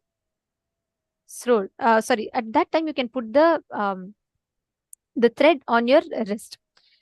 Also, Swamiji very beautifully explains, when you wear the thread, every time your pulse beats, that is why you have to wear it on your left wrist. Swamiji tells, when you tie the thread on your left wrist, Every time your heart beats, which means whenever life is pulsating in you, and it will remind you that you have to enrich. It will remind you that life is for enriching. That is why today's initiation, during the initiation, when Swamiji himself will actually announce. So you all can tie the thread when Swamiji announces it around your wrist, and you will this forever, as long as the thread remains, it will keep reminding you every time the heart beats, it will remind you are living to enrich, you're living to enrich, you're living to enrich. So that is a beautiful initiation that we are going to be receiving today. I request every one of you to take a few minutes and please keep the thread in front of your camera, keep it ready. You do not have to wear it now. Yes, you can just keep it ready and you can wear it during the initiation. And I also wanted to share, see, today the darshan you all are going to be receiving is this form of Paramashiva as Bhikshatana Murti. The form is so beautiful, as we all saw in the Dhyana Shloka, and we saw the picture, right, of the deity right behind Swamiji. You will notice that in one hand, Paramashiva is carrying the Brahma Kapala, literally the begging bowl. And in one more hand, he'll actually be feeding a deer. It represents perfect enriching of Paramashiva. Literally, when he comes with a begging bowl, he takes away all the karmas that they have through the Brahma Kapala, swallows your karmas and burns your karmas, liberates us from the karmas. And through the other hand, when he's giving the grass to the deer, through which he is continuously showering us, and showering us, removing all the negative karmas away and showering us all with so much of auspiciousness. Understand?